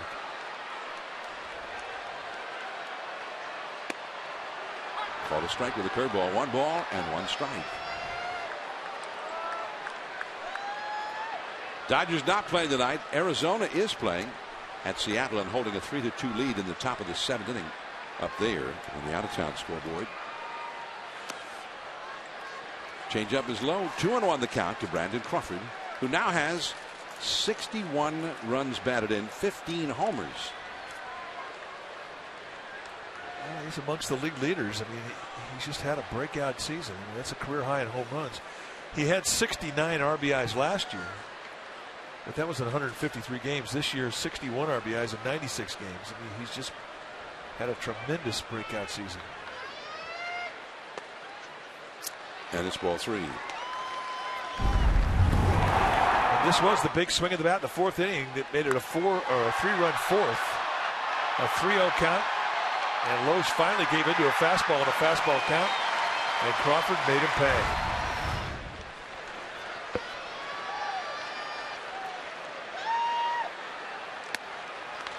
And that one floated in too high, ball 4. A leadoff walk for Crawford. It didn't look like Loesch wanted any part of it. And a 3-1 payoff pitch, a changeup. No surprise there. He's not going to challenge him with that fastball after getting burned. And now Aoki will come up. Aoki in his return to the lineup from the disabled list has grounded out twice, and he has a long look at Roberto Kelly before standing in. The left-hander in the Milwaukee bullpen, as you see Blanco coming out on deck with Heston due up next. Neil Kotz continues to stay loose in the Milwaukee bullpen.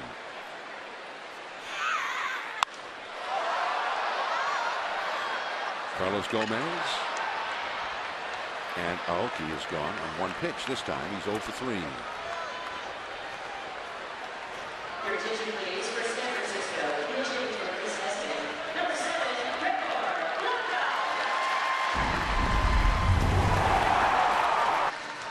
Yesterday against the A's, Gregor Blanco in the 1st inning comes up with this defensive pearl. And as we've seen him do so many times, it gave Tim Hudson that little feeling of invincibility. I throw it, they're going to catch it. That was the first batter of the game, Billy Burns, who is a very fast runner. If he had reached on that, then who knows what might have happened in that inning. Left center field, into the gap. Crawford heading for 3rd. Gomez relays into Segura. Here's the throw home. Not in time. He scores standing up with nobody over there to coach him. Pagan did not go over to coach him. It's a double for Blanco, and it's 4-2 Giants. And that could have been costly. Pagan, the hitter in the on-deck circle, he has to become the coach telling the runner coming down the 3rd base line if he should get down or if he should come in standing up. And he stayed in the on-deck circle. And it wound up not costing the Giants, but it could have. A first pitch breaking ball, and Blanco going the opposite gap. And a good read from Crawford. No hesitation at all from Roberto Kelly, the Giants' 3rd base coach. And here he is. There's the read. But as he's coming down this 3rd base line, he's getting no help. So he comes in standing up. And that's when you need some help from your teammate in the on-deck circle.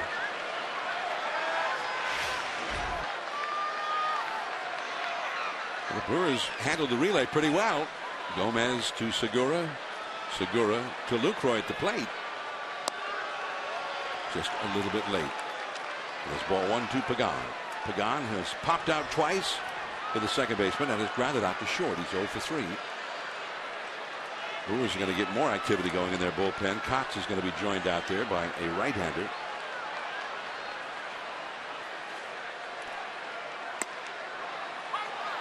And it's a ball and a strike. Whereas Michael Blazek, a right-hander who has joined the left-hander Cox. 4-2 Giants. And Blanco, a fast runner at second. Pagan trying to knock him in.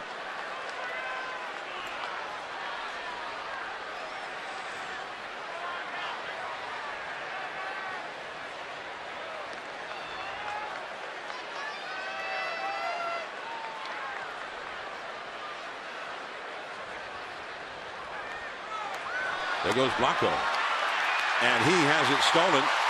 The only thing that might have prevented that would have been oversliding the bag, which he almost did. But he had a huge jump. Oh, he really did. He timed this perfectly. Watch Loesch turn his head. As soon as he turns his head to home, he's off. Lucroy, I mean, he's got a real quick release from the catching position. And if you steal a base off him, you've got to earn it. This one, no contest.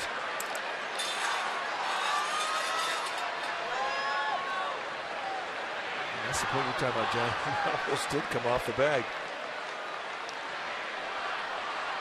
But that bag is made out of really hard rubber. Here's the 2-1 pitch. The infield comes in now for Pagan. In the dirt. Lucroy blocks it. And now it is 3-1. Gregor Blanco with his 5th steal of the year. The first time he's tried to steal third this year, and he made it. He's had mixed results trying to steal second.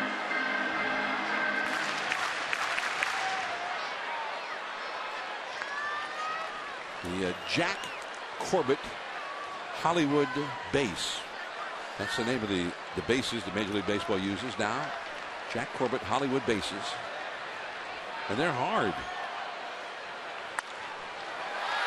Diving to get it and holding Blanco at third. Peterson.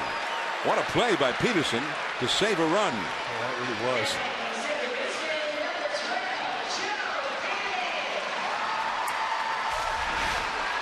Playing in on the grass. Pagan two-hopper. And Peterson lays completely out to a high backhander. That's just great D right there. And quickly turns in to take a look at Blanco, who freezes at third. Craig Counsell, Milwaukee manager, out with the left-handed hitting Joe Paddock coming up. Cox, the lefty, brought in for the bullpen. Your attention, please. Averaging for the Brewers and Anaheim, number 48, Cox.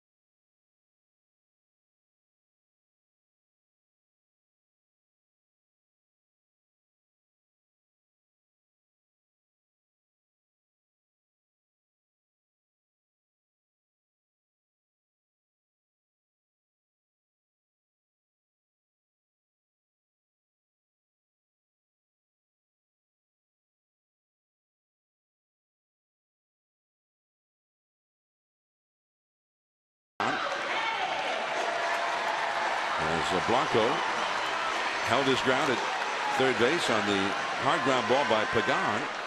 It was turned into an out on a diving play by Peterson at first base.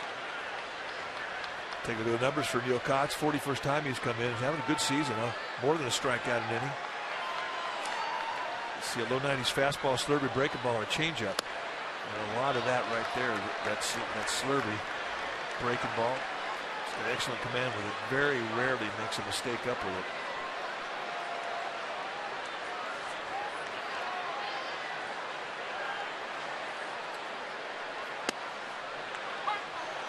One ball, one strike now. So from Joe Panik's perspective, he's pretty much seen the two pitches he's going to see from Kotz. The changeup that Kotz has, he doesn't throw it that often to left-handers. He'll throw it more to righties. 2-1.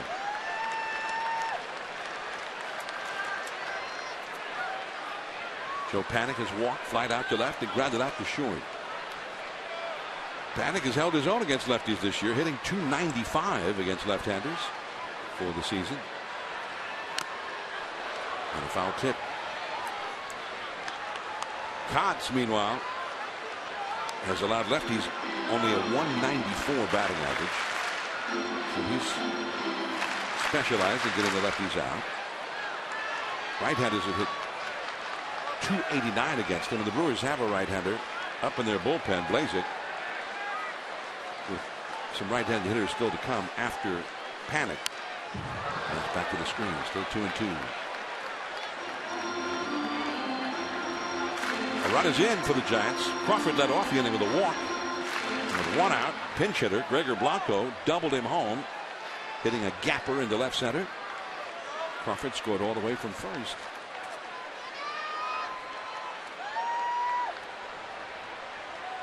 Blanco stole third. He's still there with two down. And a foul back out of play. And a fan who brought his glove stood up, made the catch. It's a player. And you can't do it any better than that. Great reaction, Marv.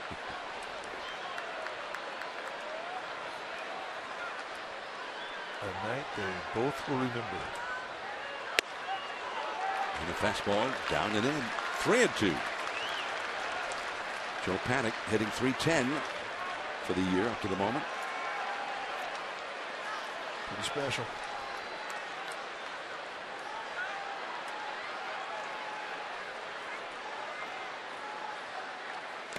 Did he swing? Yes, he did.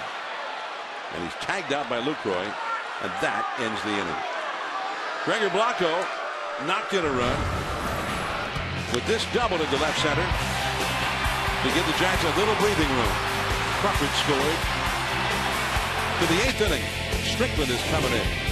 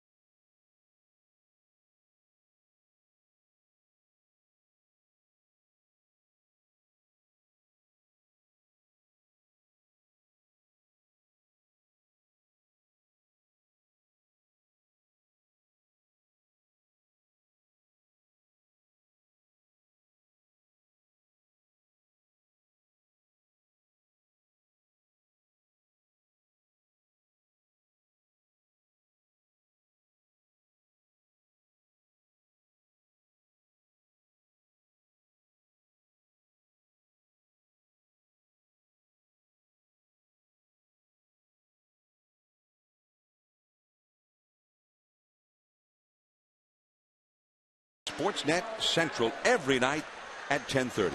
Comcast Sportsnet, authentic Bay Area sports. I'm John Miller with Mike Krukow, Dwayne Kuiper, who at the moment is over on the radio side. Dave Fleming is on assignment. 4-2, the Giants are leading the Brewers as Hunter Strickland comes in here for the 8th inning. And the Brewers send up Martin Maldonado, the backup catcher, as a pinch hitter. Brewers a little short-handed on their bench tonight, going with a 4-man bench as it is. And a slider spins in there for a called strike to Maldonado. But keep in mind that Ryan Braun was a late scratch with lower back tightness, so he might not be available to pinch hit. And Adam Lind is having some physical problems as well, who's on the active roster. And the count is 0-2, 98 miles an hour with that heater. So it could be that Lind is not available. He would be the guy you would expect. He's the only left-handed hitter they've got on the bench. They're not using him. They're using the backup catcher, which usually would be the last option for a manager. So that really leaves him with just one more move. Hector Gomez, who's a right-handed hitter, if they want to stay away from Braun or Lind. Oh, good cut. I mean, that's something that has become a true weapon with Hunter Strickland. He has two different type of movements with the fastball. He'll two-seam it, but the high 90s cut, and he's got a nice feel with it, has really become a good pitch for him. Saw Adam Lind there in the Brewers dugout.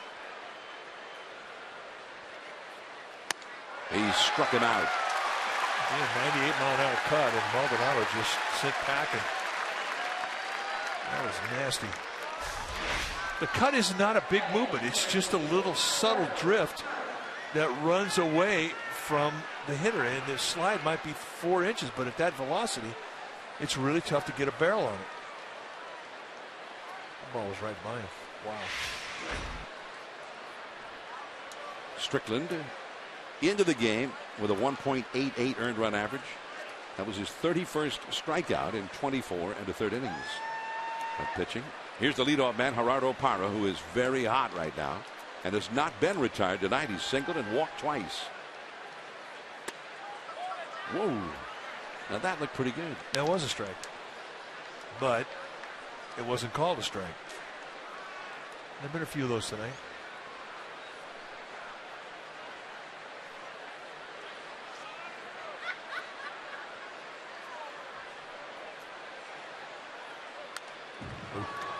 And he was on it.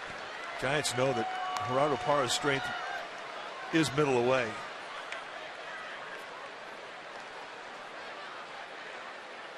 They will respect the bunt with Duffy at third base. You have to. Parra does have good speed, and he is a pretty good bunter. 4-2 Giants here in the 8th inning. 1 out, nobody on. Lucroy, one of the Brewers' very best hitters, is on deck. Shallow left. Crawford out. Aoki under it. 2 down.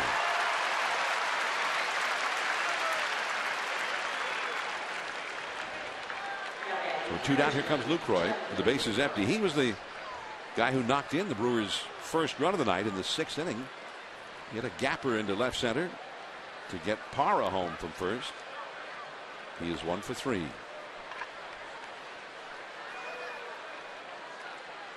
He got hurt in spring training, opened the year on the disabled list, and Lucroy has not put up anywhere close to the kind of numbers he was putting up last year, and that's 99 miles an hour for a called strike. The Brewers have a lot of action going in their bullpen right now. A pair of right-handers warming up. 1 strike to count, and it's off the outside with the slider. 1 ball and 1 strike. That's Blazek, number 54, Michael Blazek, and Jeffress, number 21, on the right side of the screen there. Jeremy Jeffress.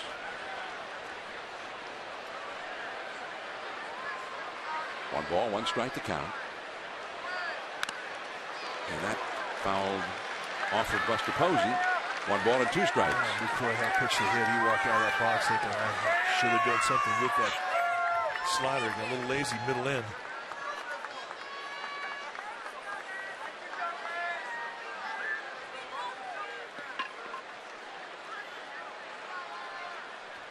But wipe it clean, get back in the box. But now it's a 2-strike count. Approached a little bit differently. 2 down, bases empty. Carlos Gomez on deck.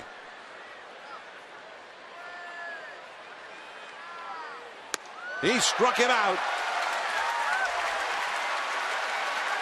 3 up, 3 down. Duffy, Posey, Pence coming up for the Giants, who lead 4-2.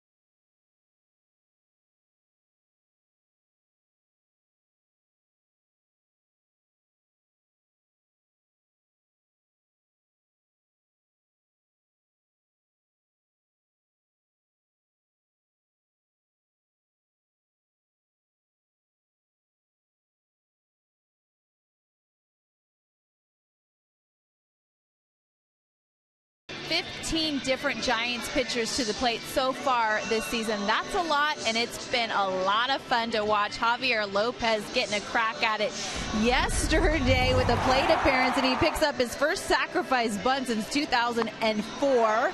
And for that, he gets to brag. So he did, explaining the plate appearance in depth, saying, quote, 4th pitch, sack. Sorry about it. It was magic. Only how Javi Lopez could put it. Gentlemen. Well, hey, you don't get a lot of plate appearances. Well, you have to take advantage of the ones you get, and that was a big play. Night Train. That's a great hat. How come we haven't gotten one of those hats yet? I mean, serious business. We'd wear it. Absolutely. And one of those fences. Yeah, we'll get one of those in the backyard. I put that in my backyard. Michael Blazek. And that's a base hit on the first pitch by Matt Duffy, the 3rd hit of the game for Duffy. 2 singles and a double, including the 4th inning when he led off with his double that started the 3-run rally that put the Giants ahead. See the numbers for Michael Blazek. He's having a solid year. 5-2 with a 1.85 ERA. Good stuff. Mid-90s fastball, right at high 3/4 release, a big curveball slider combination. He's got a changeup. You don't see it a lot, but he does not lack for stuff. Almost a strikeout an inning. And he's been tough on all kinds of hitters, but he's got a reverse split. Right-handers have hit a little bit better against him than have the lefties.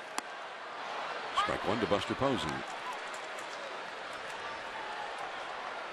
Right-handed hitters are hitting .214, which is not very good. But lefty's hitting only .147 against Blazek.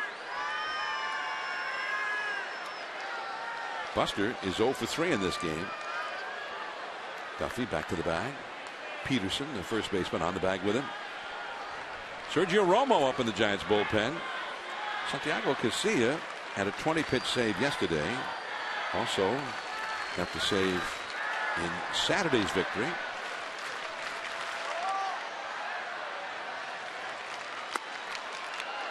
1-1 to Buster. Plus, the guy who's leading it off for the Brewers in the 9th inning is Carlos Gomez. And Sergio Romo's numbers against Carlos Gomez they're unbelievable.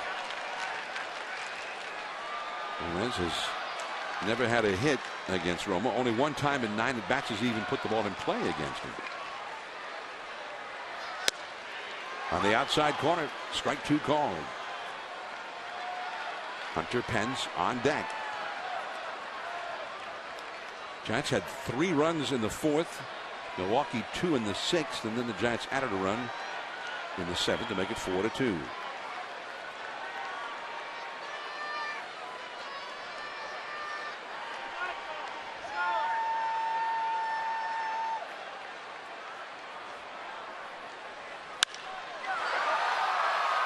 Parra, he got plenty of room at the edge of the track. Buster Posey retired. Duffy back to first.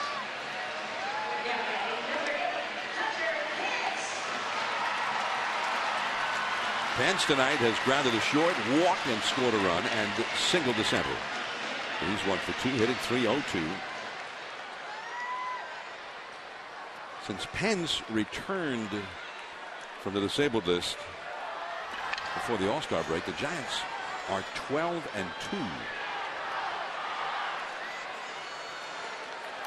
And they're 24-8 overall when Pence has been active. That's a called strike. This is only his 33rd game of the year. But it's rather striking how well they've done with him in the lineup as opposed to otherwise. Well, it just relaxes everybody in the lineup. I mean, it makes you a little bit longer. Just totally makes it a better rhythm. Ooh, just missed. An appeal on the check swing. No, says Randazzo.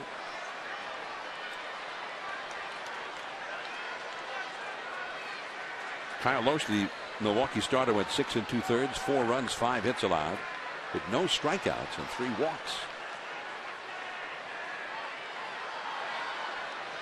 Duffy is running. Lucroy, and he's out. Well, they'll review it. They review it for free here in the 8th inning. Duffy's not leaving the bag. He thought he had it stolen. The ball was caught in front of the bag by Jeanette. I don't think he ever touched it. Phantom tag there.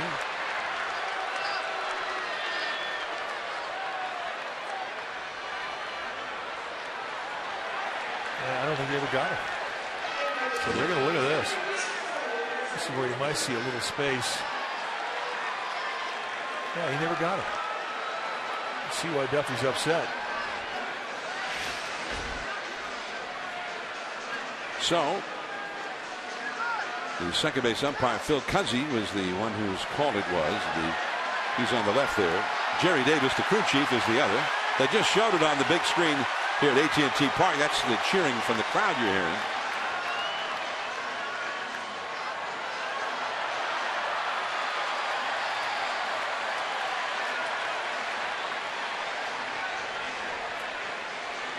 So we'll see with the umpires in New York. Now they have to have absolute positive proof that there was no tag ever made.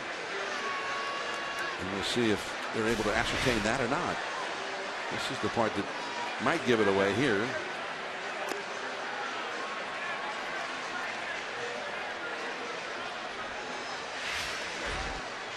And you can see the look that Cuzzy had. He was kind of blocked out by Jeanette, the second baseman.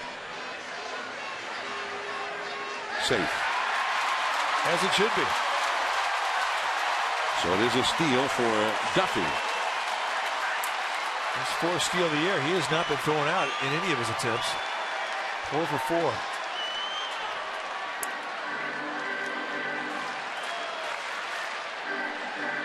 So now Duffy in scoring position. Hunter Pence. It was grounded out, walked and singled. Still up there with a count of 1 ball and 2 strikes. Now a base hit could mean a run. Giants leading 4-2. Brandon Belt on deck. Blazek. throws. Shallow center, but not shallow enough. Amazing how well he actually hit that ball. That flew all the way out to Gomez as he was out on the front foot. 2 down. Yeah, you're right. It was no hanger. It was a good breaking ball. He went down and got it. Good to give you an idea just how strong the hands are on Hunter Pence.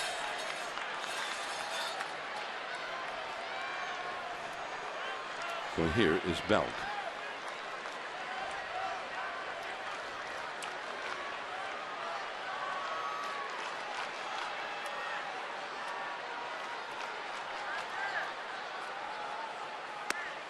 Belt has an RBI tonight with a sacrifice fly to right center field in the 4th inning. It's a good name for a pitcher, Blazing. That's your name and you're a pitcher. You better throw hard.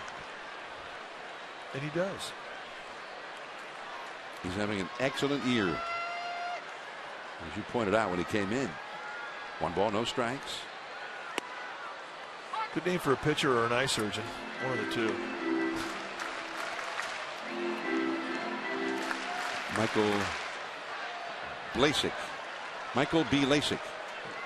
B. Lasik. Get LASIK from Dr. Blasik.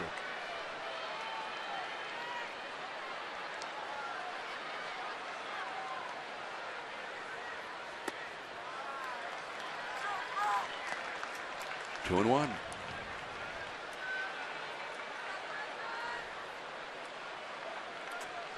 We're apparently getting a lot of chatter on the Twitter, on the internet, that Troy Tulowitzki may have been traded or about to be traded by the Colorado Rockies, and perhaps to the Toronto Blue Jays in the American League.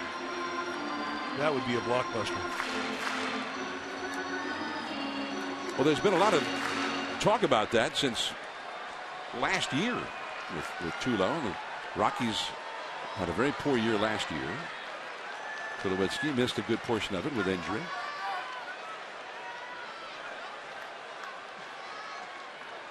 And they are dead last in the division this year, 13 games under 500 as we speak. Carlos Gonzalez, who got off to a very slow start this year, the other big star of the Rockies, is red hot now. He had 2 homers, a 4-hit game, and 4 RBIs tonight in Chicago. 3-2 to Belt. Well, that was a chance to go out of the strike zone. Really, he could do the same thing again here with an open first base. Blazing does not have to throw a strike here. That's the beauty of an open first base when you have strikeout stuff. I mean, this is, in your mind, an 0-2 count, not a 3-2 count. It's not a get it in situation. You do not have to throw a strike.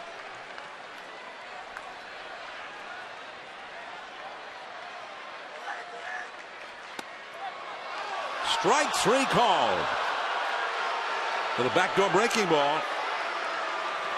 Belt did not agree with that call. 9th inning. The Giants still ahead by 2. Romo coming in with Gomez and Davis, 2 righties coming up.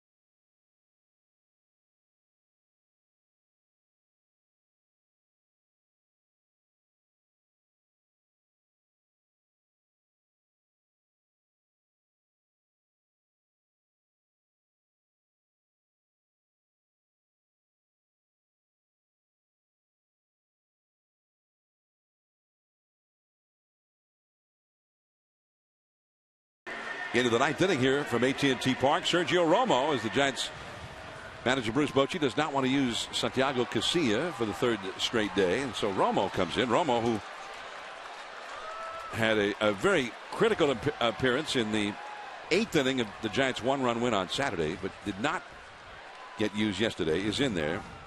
And Gomez puts one in play under the glove of Belt. The throw to first, and it was to a spot behind Romo, who made a dive for it, and Gomez is safe. That ball had some very odd spin to it, and it seemed to fool Brandon Belt. Well, it kind of fooled everybody. I mean, Eddie had some funkiness to it. And Panic gets it. It's kind of a wild throw, and not even a long attempted stretch from Romo could catch up to it. I mean, I think Panic thought he had to hurry the ball. He really didn't have to. Not sure where Gomez was, but he wasn't close. Now, the first pitch ever, or the first hit ever for Gomez against Sergio Romo, it was a weird one. Well, apparently they're not going to give him a hit for it. The scoreboard has listed an error. There goes Gomez. The tag, safe. And a big jump against Sergio. And we're going to look at this one too.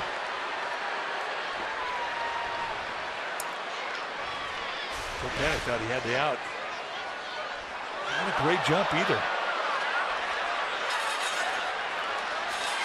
I think they may have got him on the leg.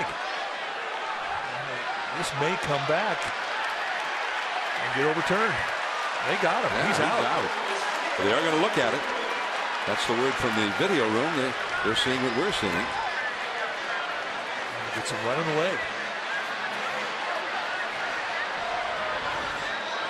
So again, it's Phil Cuzzy. There's the tag. He's out before he's at the bag.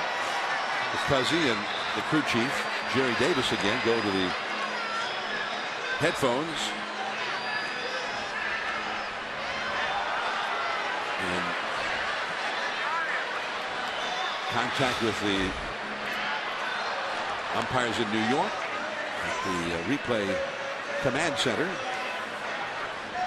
Tell you how, if that indeed is the case and he's out, that's a mistake. He's down 2 runs. I mean, you got Chris Davis, who's got a lot of power, who is the possible tying run. Indeed.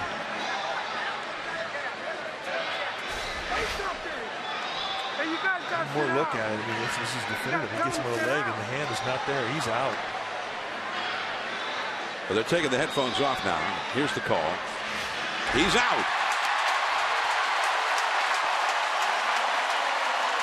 And Gomez is looking very angry out at second base.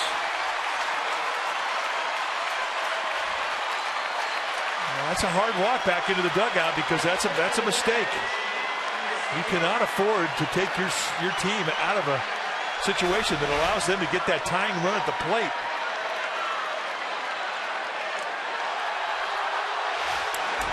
Well, as he walks off the field, he tosses his helmet away. You hear the crowd shouting at him.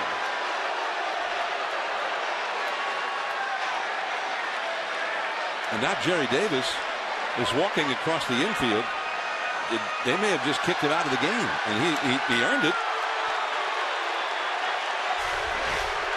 Yeah, this is what he did when he walked in. Just a tantrum. And they reviewed it. I mean, it's not like it was. You're going to blame any of the umpires here. The call was made in New York.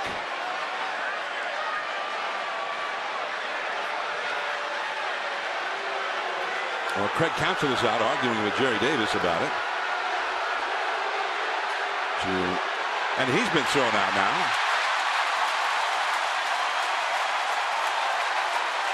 And Jerry Davis, one of those umpires that he doesn't have a quick fuse. I mean, Jerry, he'll listen for a while. I think Jerry also knew that Craig Counsell wanted to get thrown out.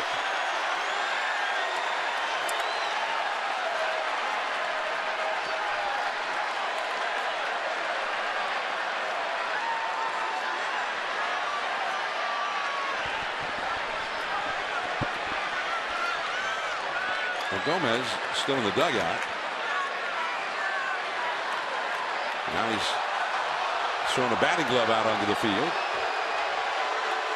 We're going to have to wait for him to get out of the dugout.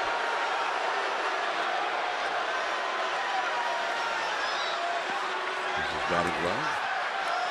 He's in no hurry to leave. I'm not sure he even knows he got tossed.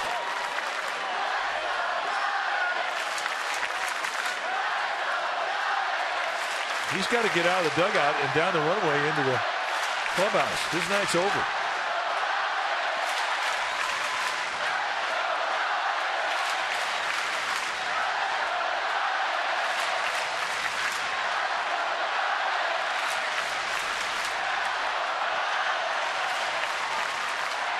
Well, we saw it ourselves.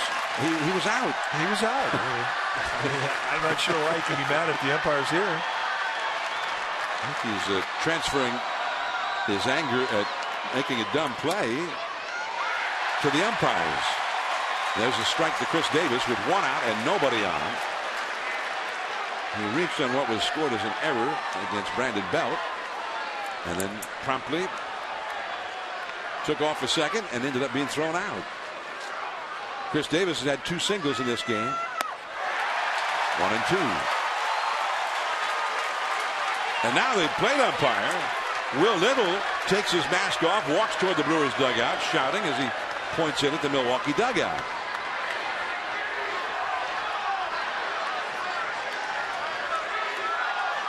One ball and 2 strikes.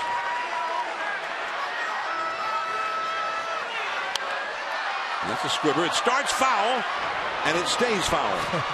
This came back too. Almost hit the bag. Brandon Belt's got to be thinking, give me something normal, please. He's had a couple of onside kicks headed over there toward him. That's exactly what they look like. Chris Davis had 2 homers in a game against the Giants at Miller Park back on Memorial Day. And then a couple of days later had 2 triples in a game against the Giants. He's had 9 hits in 14 at-bats against the Giants, including tonight this year. Well, that's precisely why you can't get thrown out at second base if you're Carlos Gomez. 1 and 2 the count. He struck him out. Well, they set the target away. This one kind of backs up on the inside corner, but hey, there's the target away.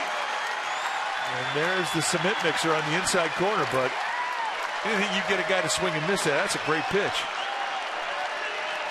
The 2 down, and here is Scooter Gennett. As Davis just could not make contact with it.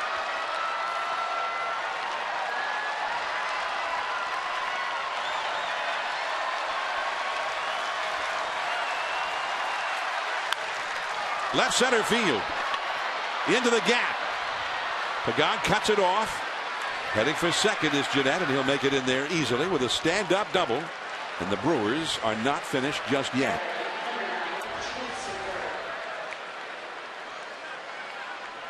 And now, Gene Segura, another right-handed hitter, will come up.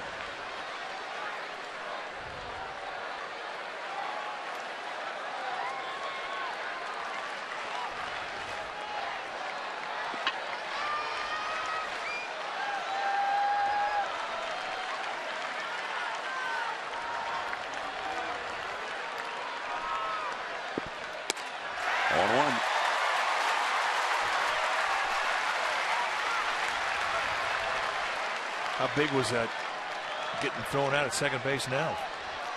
Huge. Indeed. They might have had second and third with 1 out right now, or maybe even a run home. With the speed that Gomez has, there's a foul ball. 2 strikes to Segura.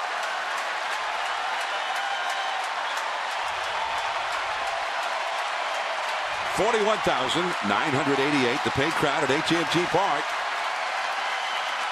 2 down in the 9th inning. 2 strikes to Segura.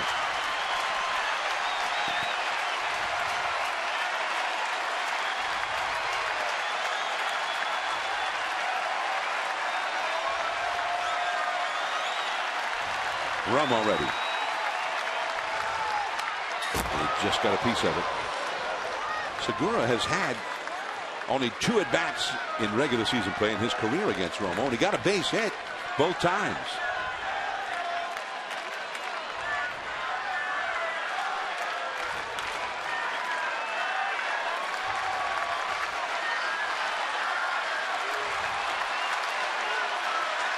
Romo looking in at Posey. With Jeanette at second. Now Romo walks down off the pitching slab to collect his thoughts.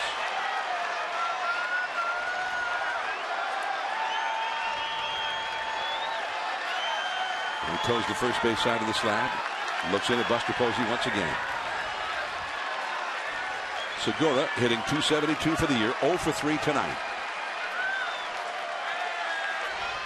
The fastball, and he reached for it and fouled it back. So everything in this at bat has gone to that outside corner. And that time Posey wanted to stay away from the slider and try and sneak attack with a little fastball, because Segura will expand his zone. He's an aggressive swinger, and with 2 strikes he'll really expand. Guy's trying to take advantage of that, but to Segura's credit, he did manage to catch a piece to stay alive. Segura has only walked 9 times this year. He's had 323 official at bats. Chris Heston, it's his game to win, watching from the dugout. And the 2-strike pitch in the dirt, and over to third base goes Jeanette. A wild pitch. Posey won that thing way off the plate. If there's ever been a time the inside corner is completely set it up, it's now. Because they have put everything in this at bat on the outside corner or off the plate away.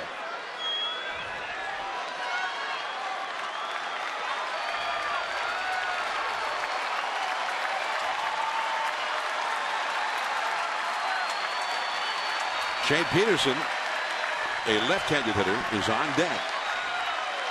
1 ball, 2 strikes. The runner at third. Popped up, foul, and this will go back out of play behind the Milwaukee dugout. And he got that slider off the plate away.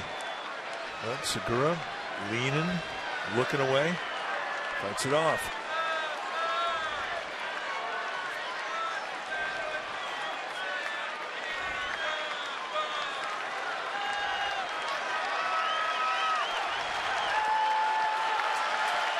A ball and 2 strikes.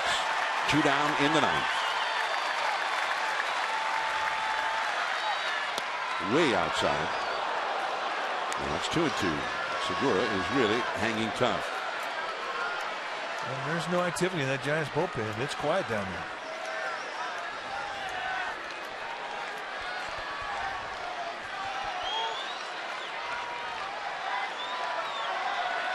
Bochy's telling Sergio Romo, this is your inning, pal.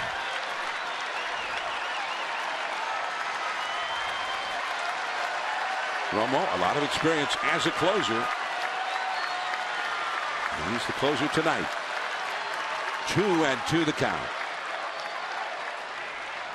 He struck him out. The Giants make it 4 in a row here at home, and their 12th win in their last 13 games. Win number 11 to tie him with Bumgarner at the top of the heap in the Giants starting rotation for Chris Heston. And Chris Heston matches Madison Bumgarner with 11 wins in the season. He was spectacular. Continues to have a tremendous month of July. And the Giants once again scored early to give him a cushion, and they made it stand. For more on tonight's game, tune in to Sportsnet Central on Comcast Sportsnet. After our broadcast, tune in to Comcast Sportsnet Bay Area tomorrow night at 6:30 for Giants pregame live before Game 2 of the series.